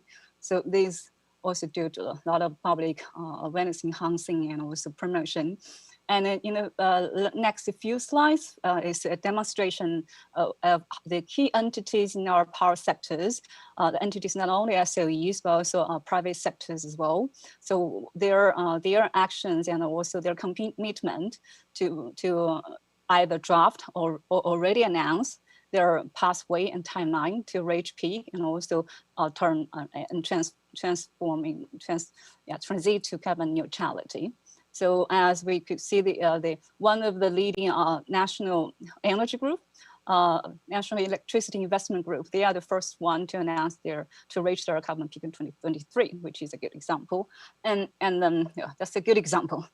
And yeah, I'm not going through all of them, just a little bit demonstration about how like it's a time order. So after the announcement of President of the two neutrality and peak goals, and how those leading enterprises and also has been taking into reaction and being how much they have been committed so far. So there's not only in the energy sectors, almost covering every sectors. And also this slide is, well, as we probably will represent the most acceptable or most likely pathway or methodology how China we could eventually meet carbon neutrality earlier than 2060. So this is, I think you are the experts and most could really see how much gap we have to first reach our emission peak, CO2 peak, and then to neutral the part in different ways, as being explained and also demonstrating different colors. And for the conventional sectors, energy and also intensified targets or sectors, mostly is energy efficiency and also introduce renewable energy, as in like construction, transportation, and industries, and to decarbonizing the power generation sectors and introduce new energies or renewable energies or energy or renovate in power generation or source like hydrogen has also been introduced. It is also has went through a lot of researches in our power groups and also has already introduced in certain pilot demonstration projects by them. And then for the end users also, we also need to really change the conventional consumption style to a more greener consumption style. And this is also has been highly introduced to all the household. And yeah, then we do have a little bit like what also need to address carbon sink and to use CCUS, and it's as what I've been more tested and also has been demonstrated in several areas in China. So I'm going to, well, it's yes, it really is to transform the whole system. We have been worked a lot on the possible structures of the systems, the governance systems, and to nail things down from central to local. And for the covered entities or for companies, and you could clearly see where you are and how for you as a province or as a company or as a group or a private sector or as an individual, how you could be involved in the system and how the structure is try to really work out and through the managerial structure. So I think you will see all these graphs, and that just demonstration how it works.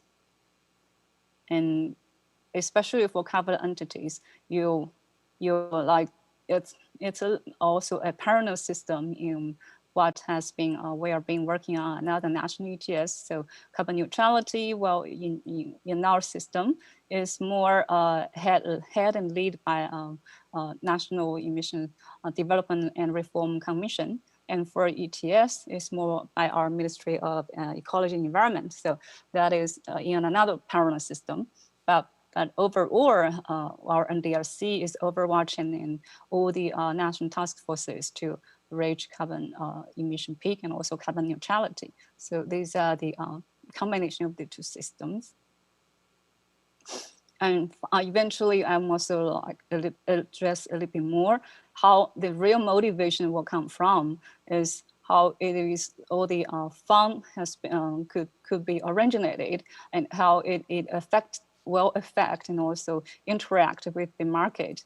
And we have been I think by end of last month in April, our Ministry of Finance, together with other non-ministries, has released the new management measures on how to manage green finance or climate finance.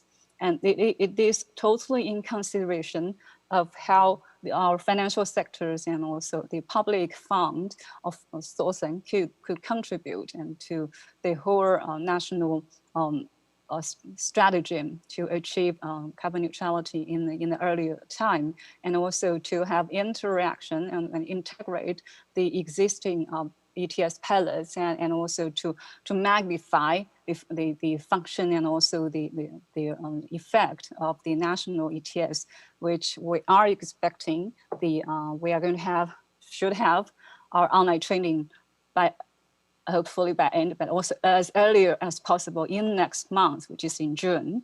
And well, they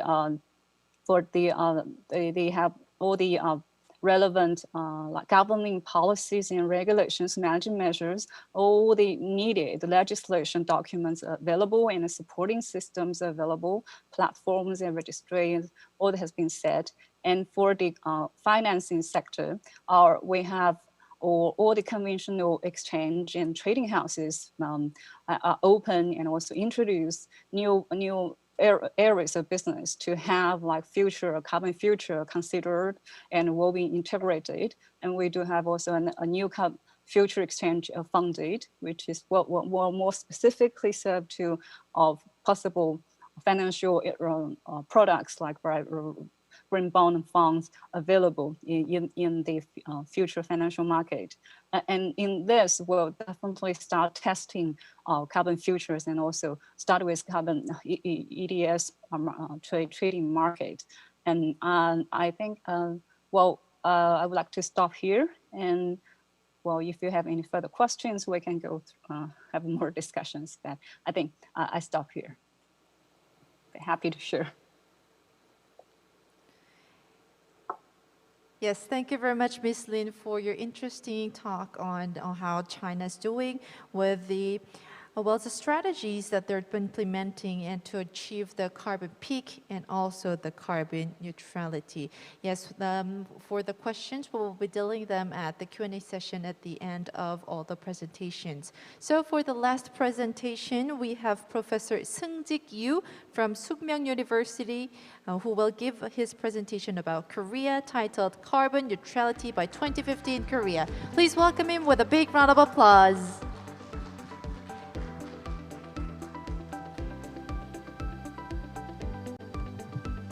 예, 안녕하세요. 숙명여자대학교의 유승직입니다. 저는 오늘 이 Hello 자리에 everyone, I am 소개된 Yu 것이 Seung-jik from Sookmyung University. It is my great honor to be here. And in 2012, I believe it was also in 2013, that I actually was invited as a panelist to discuss about the future road ahead for South Korea in terms of carbon emissions. And now I'm standing in front of you to give a presentation about the Korean carbon neutrality plans. So in that sense, I am very overwhelmed and honored.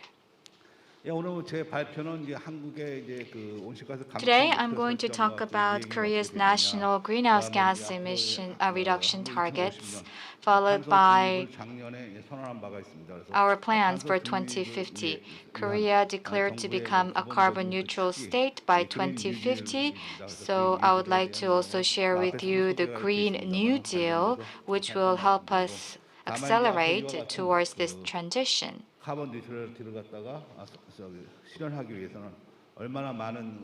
In order to attain carbon neutrality, we have many challenges ahead of us, and that is what I'm going to talk about on my third point. As you may well know, we actually defined the emissions target in 2012, but we have not yet achieved our target. However, throughout the years, Korea has made a lot of institutional arrangements that are serving as an example to many countries around the world.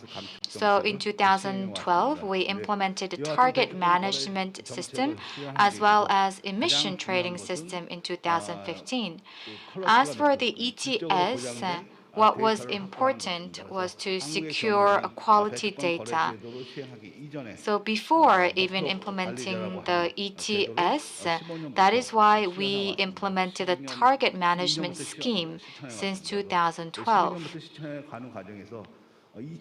In implementing the TMS, so from 2012 to 2014, we collected all the emissions data from the companies and institutions, and we built on that set of data to implement a quality emission trading scheme. So we can proudly say that the ETS system in Korea is operational in a very stable manner. In 2015, 2017, 2019, and we had goals for 2030. We declared our goals along the way, and you can see the 3-year plans that were already announced, and also the plans by sector in detail. So we have plans for everything. But as it was mentioned by the speaker before, we have actually submitted an updated NDC last year. Actually, the NDC that we submitted last year is the NDC goal of the past. But this year, the government has upgraded the NDC, and actually it announced that it's going to upgrade and raise its NDC and then submit it by the end of this year. So this is to reduce 24.4% compared to 2017. So it's going to be quite an aggressive and ambitious goal. As mentioned earlier on, ETS has played a very important role in reducing greenhouse gas emissions in Korea. Let me elaborate further on these roles. So in the beginning, it helped to reduce 40 to 50% of the greenhouse gas emissions.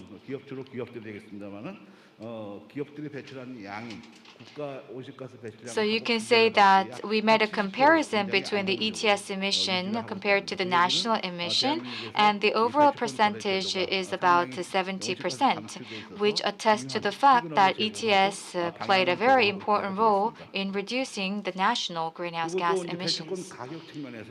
In terms of permit prices, so if we look to EU, after implementing the ETS, it had a lot of trials and errors, and there was also an economic downturn. So there were lots of fluctuations regarding permit prices. But as for Korea, you can see there has been an increasing trend of permit prices. Well, that is quite natural because if we continue to emit, the price goes up, and the There are more trading and the price goes up. So it has now risen to 40,000 Korean won, so the daily permit prices. But with COVID-19 outbreak, from May 2020, it has fallen to 12,000 won or 10,000 won.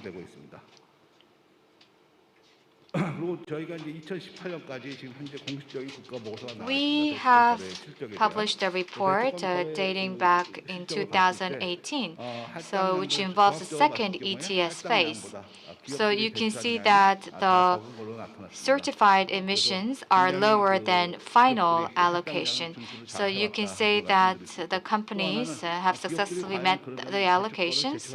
So if the businesses fail to meet the emissions requirement, then there is a reporting system that the businesses have to go through. So in terms of implementation rate, you can see it has reached 90% and these days up to 100%. So the business are collaborating very thoroughly on this system.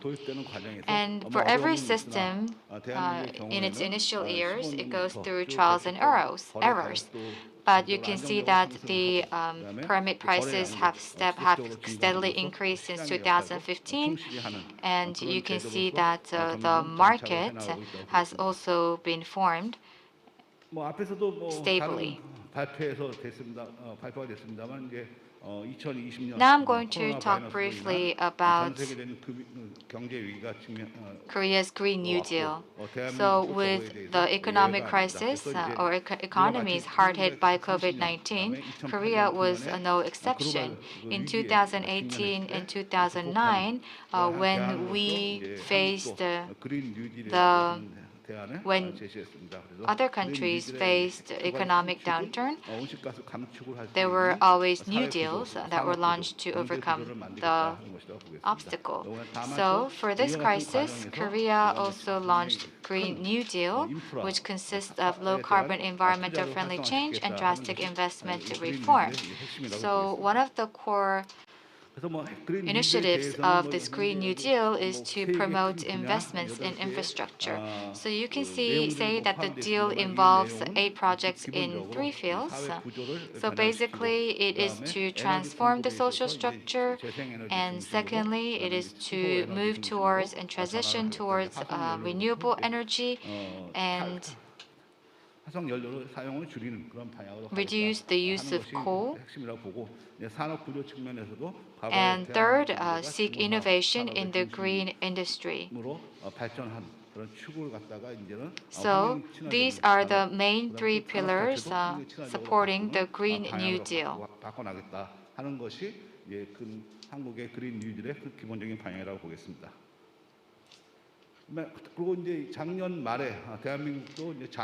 At the end of last year, Korea also launched a long-term 2050 vision. So the Republic of Korea will achieve carbon neutrality by 2050, and to achieve that goal, green innovations and advanced digital technologies should be harnessed. Furthermore, energy efficiency should be promoted, energy consumption decreased, and if not, we have to be able to complement the excess demand with renewables. And when we cannot actually reduce the greenhouse gas emissions, like in the cement sector, we have to explore carbon sinks or other carbon storage instruments. So this is a scenario development which tells us that we have a long way ahead of us. So I also looked at the Germany's case. So it actually reduced about 1% of emissions in 30 years. But if you look at what Korea has presented, so the comparison between 2017 versus 2030, you can say that we expect about minus 2.1% growth.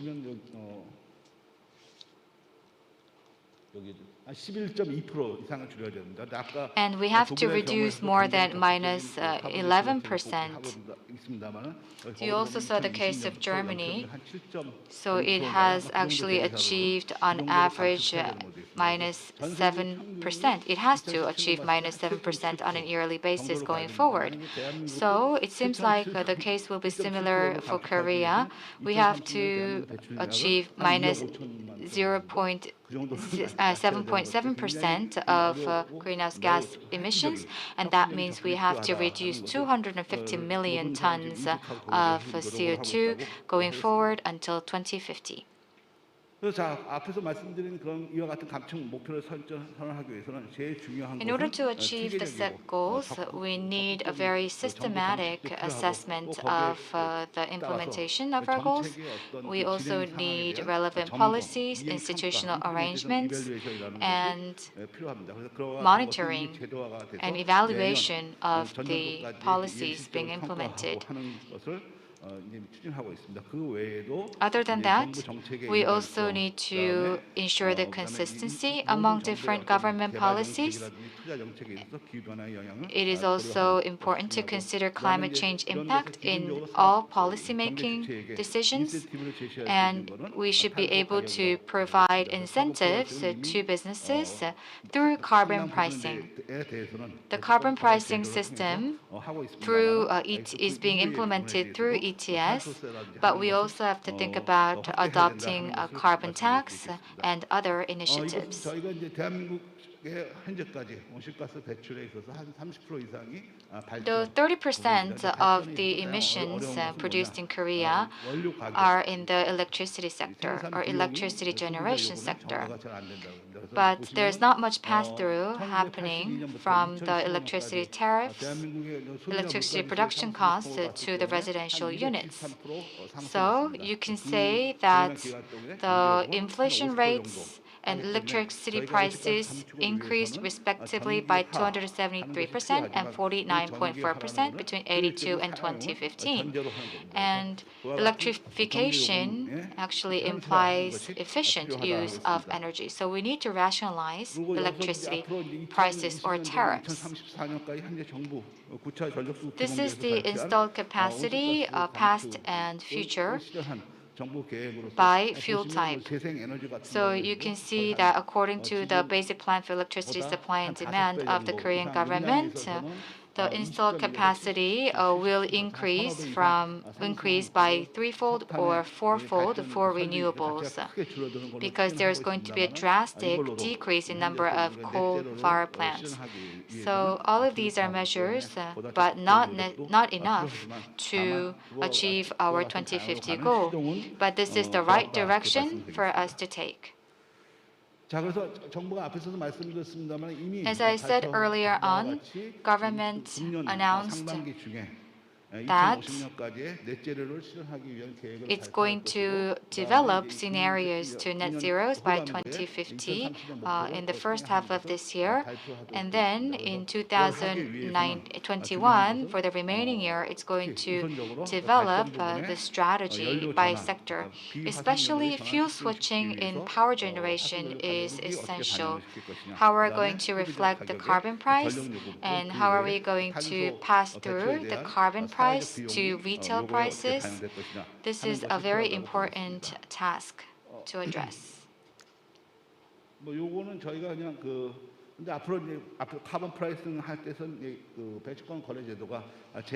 the ETS is very important in terms of implementing carbon pricing system, but at the current level, it is highly likely that the carbon price will go up. So that is why we have to prepare relevant institutional arrangements. Thank you for listening. Thank you very much, Professor Yu, for sharing your insights. Well, of course, there will be lots of obstacles along the way in order for us to achieve the goals. But with the concrete planning and strategies, we will be able to sort our way out.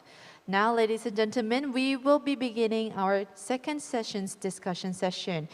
We will be having the discussion for 30 minutes, and we will be joined by the moderator, the panelists, and the speakers of the second session. And let me first call upon the stage who are on site with us, Director Ji Hae-jo and Professor Seung-Jik Yoo, to join us on stage.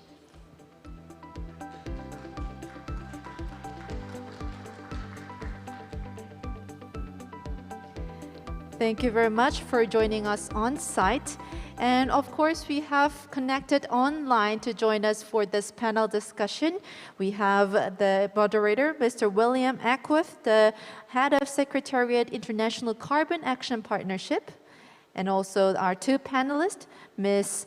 Tae-Yora, Director General of Integrated Assessment of Climate and Air Pollution, Korea Environment Institute, Ms. Ji Hae-jo, the Director, Senior Research Fellow of Resource Circulation Policy, Biomass Strategy, Waste to Energy, Korea Energy and Environment Institute, and also all the speakers of the second session, including Professor Seung-Jik Yoo on site. So let me now pass the microphone to Mr. William Ackworth to proceed with the session. Well, good morning, everybody. So many thanks to all of our speakers for those excellent presentations. I think they've set the stage perfectly for a great discussion now. My name is William Ackworth. I'm the head of the International Carbon Action Partnership Secretariat. And for anybody that does not know, ICAP is a intergovernmental partnership for jurisdictions that have implemented or are pursuing mandatory emission trading systems. So before we get into some questions with the speakers, I would like to turn to our two panelists to get their reflections on the input presentations that we've heard, and also on this sort of topic at large of the net zero transition. So first, Ms. Tae-Yora, I would like to turn to you to get your reflections as our first panelist. Thank you, Chairman. Good afternoon. I'm Yora Tae. I'm working at Korea Environment Institute. If you allow me, I'd like to share my short presentation to enhance communication. So I'd like to add a few comments or points for the economics of net zero or climate change. So many speakers, so three speakers today already mentioned how to achieve net zero. And some speakers mentioned about the cost of reduced GHGs. So one of the main obstacles to reduce GHG and achieving net zero is the cost. So I'd like to add a few points about the economics of climate change impacts. What is going to happen if we don't reduce GHGs in the future? Next. So today we are presenting many risks. Yep, there are climate change is not the only risk. So World Economic Forum annually reported what is the most significant risk we are facing. So year 2021, they still report one of the top risks as climate action failure. So infectious disease is the next. The risk is as high as infectious disease. And climate change risk is already happened and it observed in many parts of the world. So socioeconomic impacts of climate change is already manifesting and affects all geographies. We already experienced some heat waves, so year 2003, European heat wave, year 2019, and some flood, and the Hurricane Sandy. And all these extreme weather events cause the damage in socioeconomic ways. And many scientists expect it is going to be more frequent and more intense in the future. And the damage and the cost will be huge in the future if we don't do nothing. Next.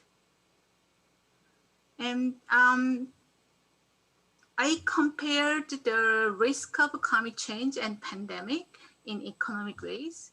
So the left figure shows the GDP loss due to pandemic in last year, and right figure shows the economic loss from climate change and air pollution for these scenarios. So if you, as you can see, the last year's pandemic, the GDP loss is something like 5 to 10%. In severe case like Peru and Spain, they lose GDP like 10%. But for climate change, for OECD countries, is the GDP loss is until year 2050 is something like 2%, but it's going to be bigger as we go to year 2100. In some part of the world like Africa or Asia, some parts of the developing countries, the economy loss from climate change damage is something like 4% by year annually. Next. So one of the ways to compare the cost and benefits of carbon reduction, GHG reduction, is to put a value for the impacts. The social cost of carbon is the damage caused by extra ton of carbon emitted into the atmosphere.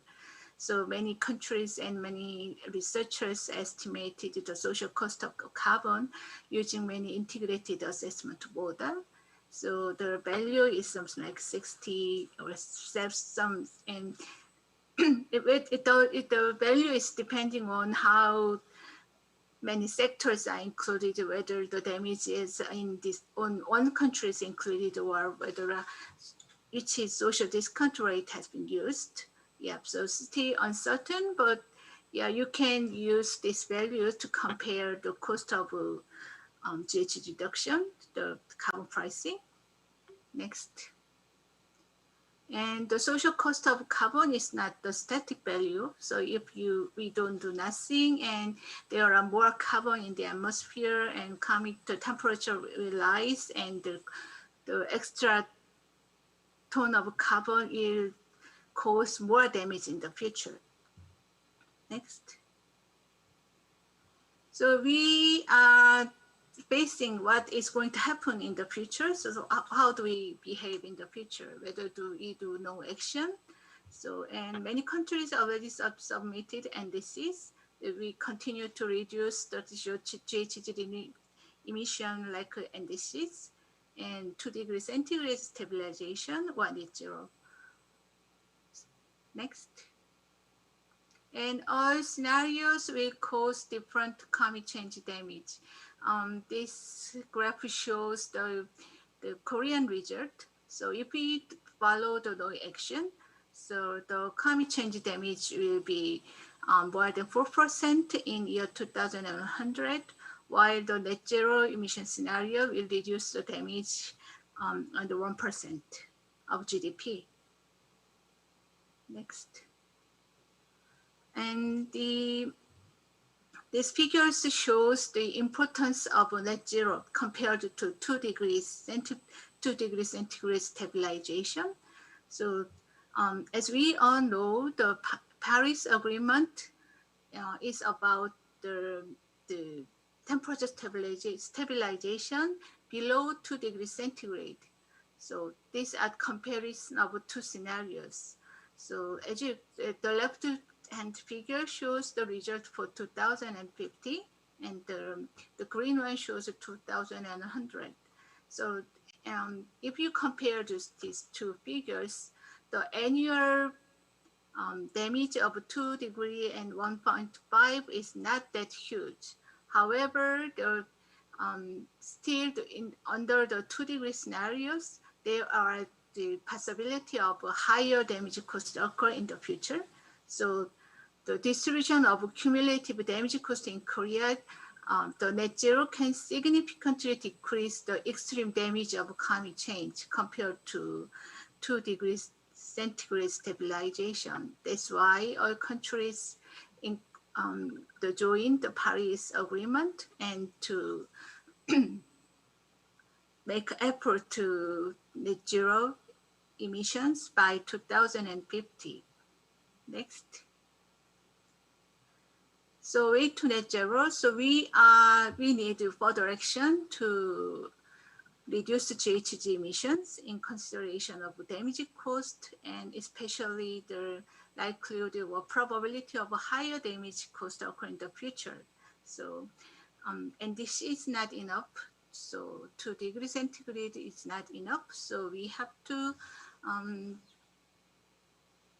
achieve the net zero to reduce higher damage cost in the future. So, and the cost of damage of no action will be higher than the cost of reduced GHG emissions. Yeah, thank you.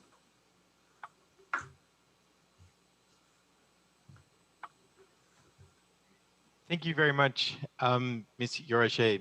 And I would now like to invite our other panelists, Ms. Jehijo, to also provide your remarks. I believe you'll do so from the podium.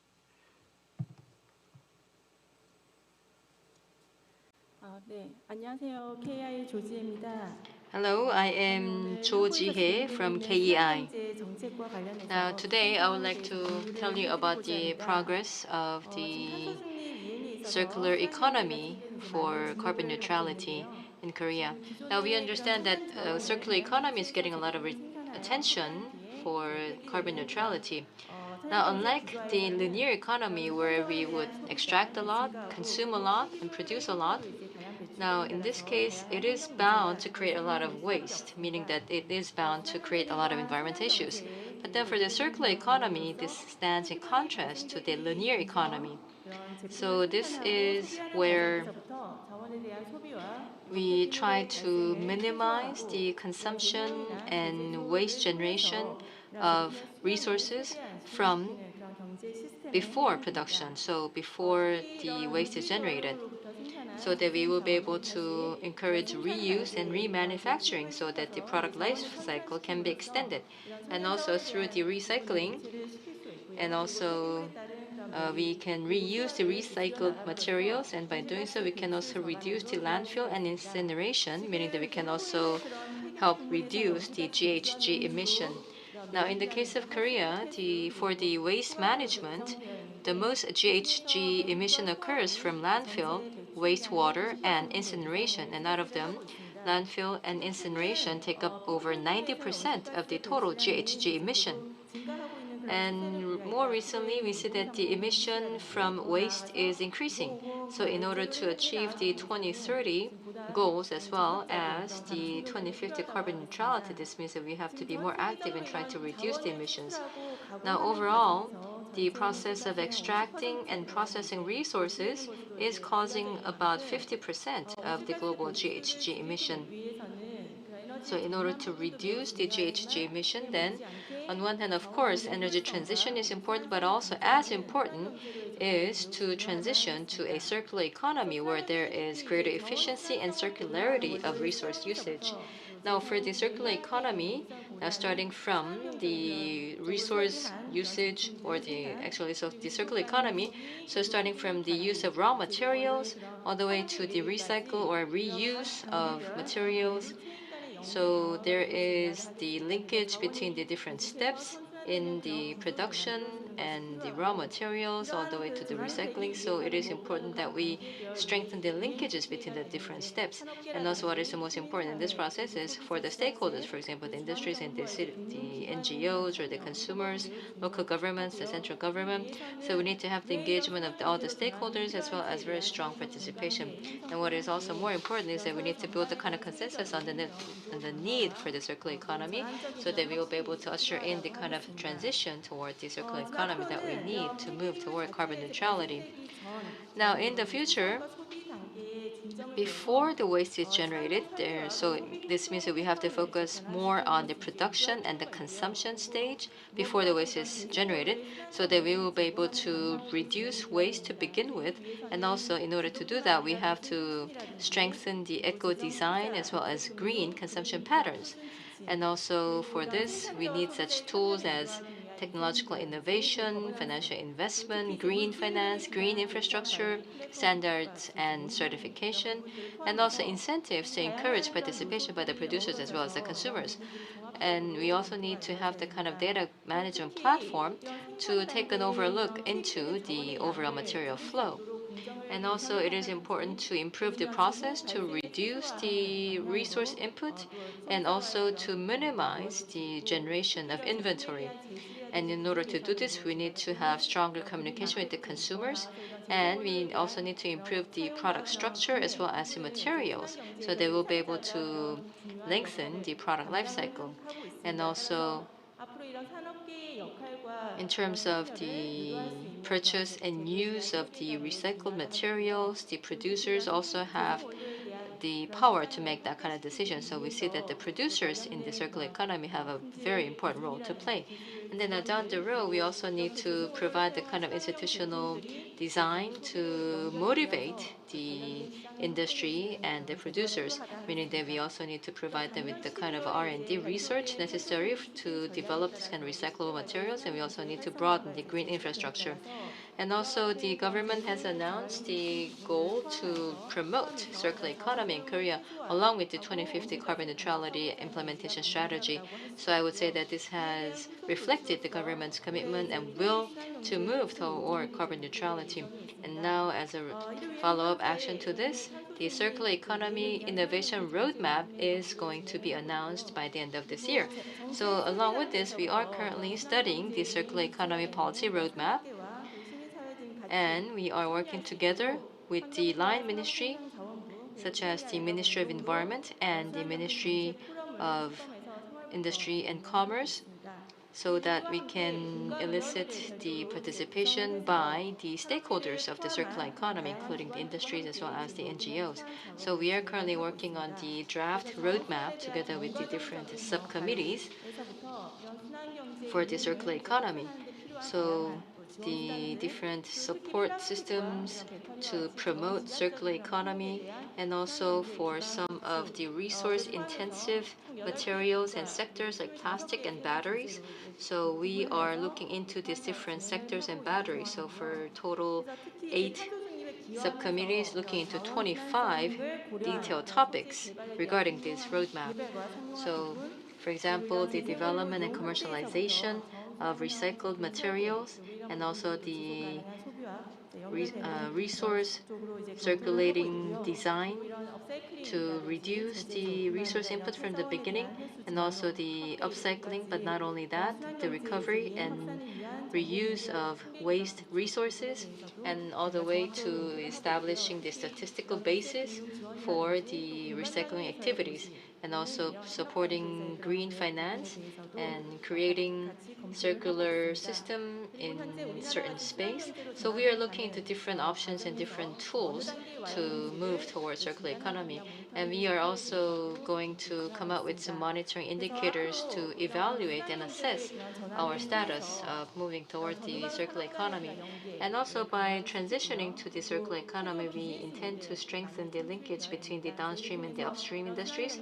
And we also need to create more business models so that we can continue to strengthen the competitiveness of the green industries in Korea. And in the end, we need to replace the natural resources with more recyclable materials so that we'll be able to contribute to the 2050 carbon neutrality. Thank you very much. Okay, many thanks to both of our panelists for the reflections on the climate risk that we're actually facing, but then also the innovative solutions that can come from a system-wide approach through circular economy. We're going to extend by 10 minutes just so that we do have an opportunity to engage with our speakers on some of the really insightful questions that have been submitted by the audience as part of the process for this conference. So in saying that, I would really ask the speakers to keep their responses brief. And I would like to start with Mr. Stefano De Clara. We saw you presented to us a lot of trends that have been taking place across different aspects of the carbon market. One thing that our audience is interested in is the voluntary carbon market. So what role do you see this market playing in the transition to net zero? Yeah, thanks. And it's an excellent question. So you're right. Most of my presentation talked about the compliance market and the regulatory policies such as carbon pricing, and the voluntary market is the other side of the coin. And by being voluntary in nature, it was really created as a complement to compliance action, especially in the Kyoto Protocol days, where you had countries with commitments and countries without commitments. And to a large extent, the voluntary market generated reductions in areas that were not covered by a commitment. Now that we're moving into the Paris Agreement era, where every single country will have a commitment, the voluntary market will obviously have to change in nature in a way, and it will have to interact more and more with compliance markets as well. And there is an ongoing discussion on what that will look like exactly. But it's important to keep in mind that the current commitments are not taking us far enough to actually meet the long-term goals. And so the voluntary market can really be a key complement to compliance and mandatory action in closing the gap. Okay, fantastic. Thank you, Stefano, for that concise and great answer. So changing gears back to the mandatory carbon markets, Mr. Alistair Ritchie, we know that in about 6 weeks' time, the European Commission will come forward with their proposal for a carbon border adjustment. What sort of impact might this instrument have for jurisdictions like the UK and also like Korea that are also pursuing ambitious net zero pathways? Yeah. Thank you, William, for that question. So, as you say, we're expecting some details from the European Commission on this policy. I guess the implications of this will depend on the detailed design that comes out, but clearly the EU is looking to protect against the risk of carbon leakage of its industry. So this is a kind of a byproduct of the EU's GHG reduction targets and the expectation that the carbon price in the EU will rise significantly, auctioning will scale up significantly, and maybe even free allocation won't be there anymore. So I think that the EU is obviously looking to try and protect its industrial competitiveness internationally, and will be seeking, I guess, equivalency in terms of carbon price levels or ambition of ETS cap setting or other elements. So I think the impact of this is going to be to drive the level of ambition of ETS. It's going to drive ETS to be based on absolute cap, absolute and declining cap, not output-based targets, which is like the current China system. It would just generally raise those ambitions, and obviously we need to see what the impacts are, but I think that it's realistic given how many developing countries are already developing carbon pricing policies, like Indonesia, Vietnam, and other countries. So I think it's realistic that there is a global increase in ambition, and CBAM will be a key driver for that. Many thanks, Alistair, and I think you're right. It's hard to know before we see the details of the proposal. So all eyes will be on the Fit for 55 package that we expect in mid-July. So now turning to Ms. Min Lee, and I should have also mentioned China as part of that group of countries that are sort of pushing forward with ambitious net zero policies. And I would like to get an understanding from yourself as to what is the expected role of the Chinese national emissions trading system in really driving the ambitious agenda that China has that you presented to us this morning. Thank you, William. Yeah, I think we could clearly see the national ETS, our national carbon market, has already set an example for how the market-oriented mechanism could to have the largest involvement from the public, and also it's a bottom-up, not top-down approach to have things really addressed and also have issues and challenges solved. Also, it has a reference back to our CDM experiences, thanks to the global actions and global compact on addressing climate change issues, which has also already give a very good beginning how we can use to convince the public to support the national carbon market, and to really scale it up and to increase as many sectors as possible in the shortest time. Although we have only like the first covered sectors, power sector, only 2,200 entities, but it is already 4 billion tons CO2 emissions, and that is a huge amount, and hopefully by end of 2025, the end of 13th five-year plan, 14th, yes, we have more than 3 or 4 sectors, or hopefully we'll have more like the top 8 sectors, or prioritized 8 sectors will be fully included into the national carbon market. And that is definitely a very good promise to moving forward to achieve the peak of CO2 emission earlier than 2030. So that if we can achieve that, we can do more by end of 2025. It gain time for the whole country, no, gain time for mankind. I think I stop here. Thank you, Ms. Min Lee. And yes, it's really exciting to see the developments that are taking place in China. And I think this also is creating a lot of learnings for jurisdictions in the region. So I would now like to move to our final speaker, Professor Sung-Yi Kyu. And the question that has been posed from our audience today is what role do we expect for carbon offsets or carbon credits in the Korean emissions trading system, I guess both in the short term and over the longer term as we move towards the net zero target?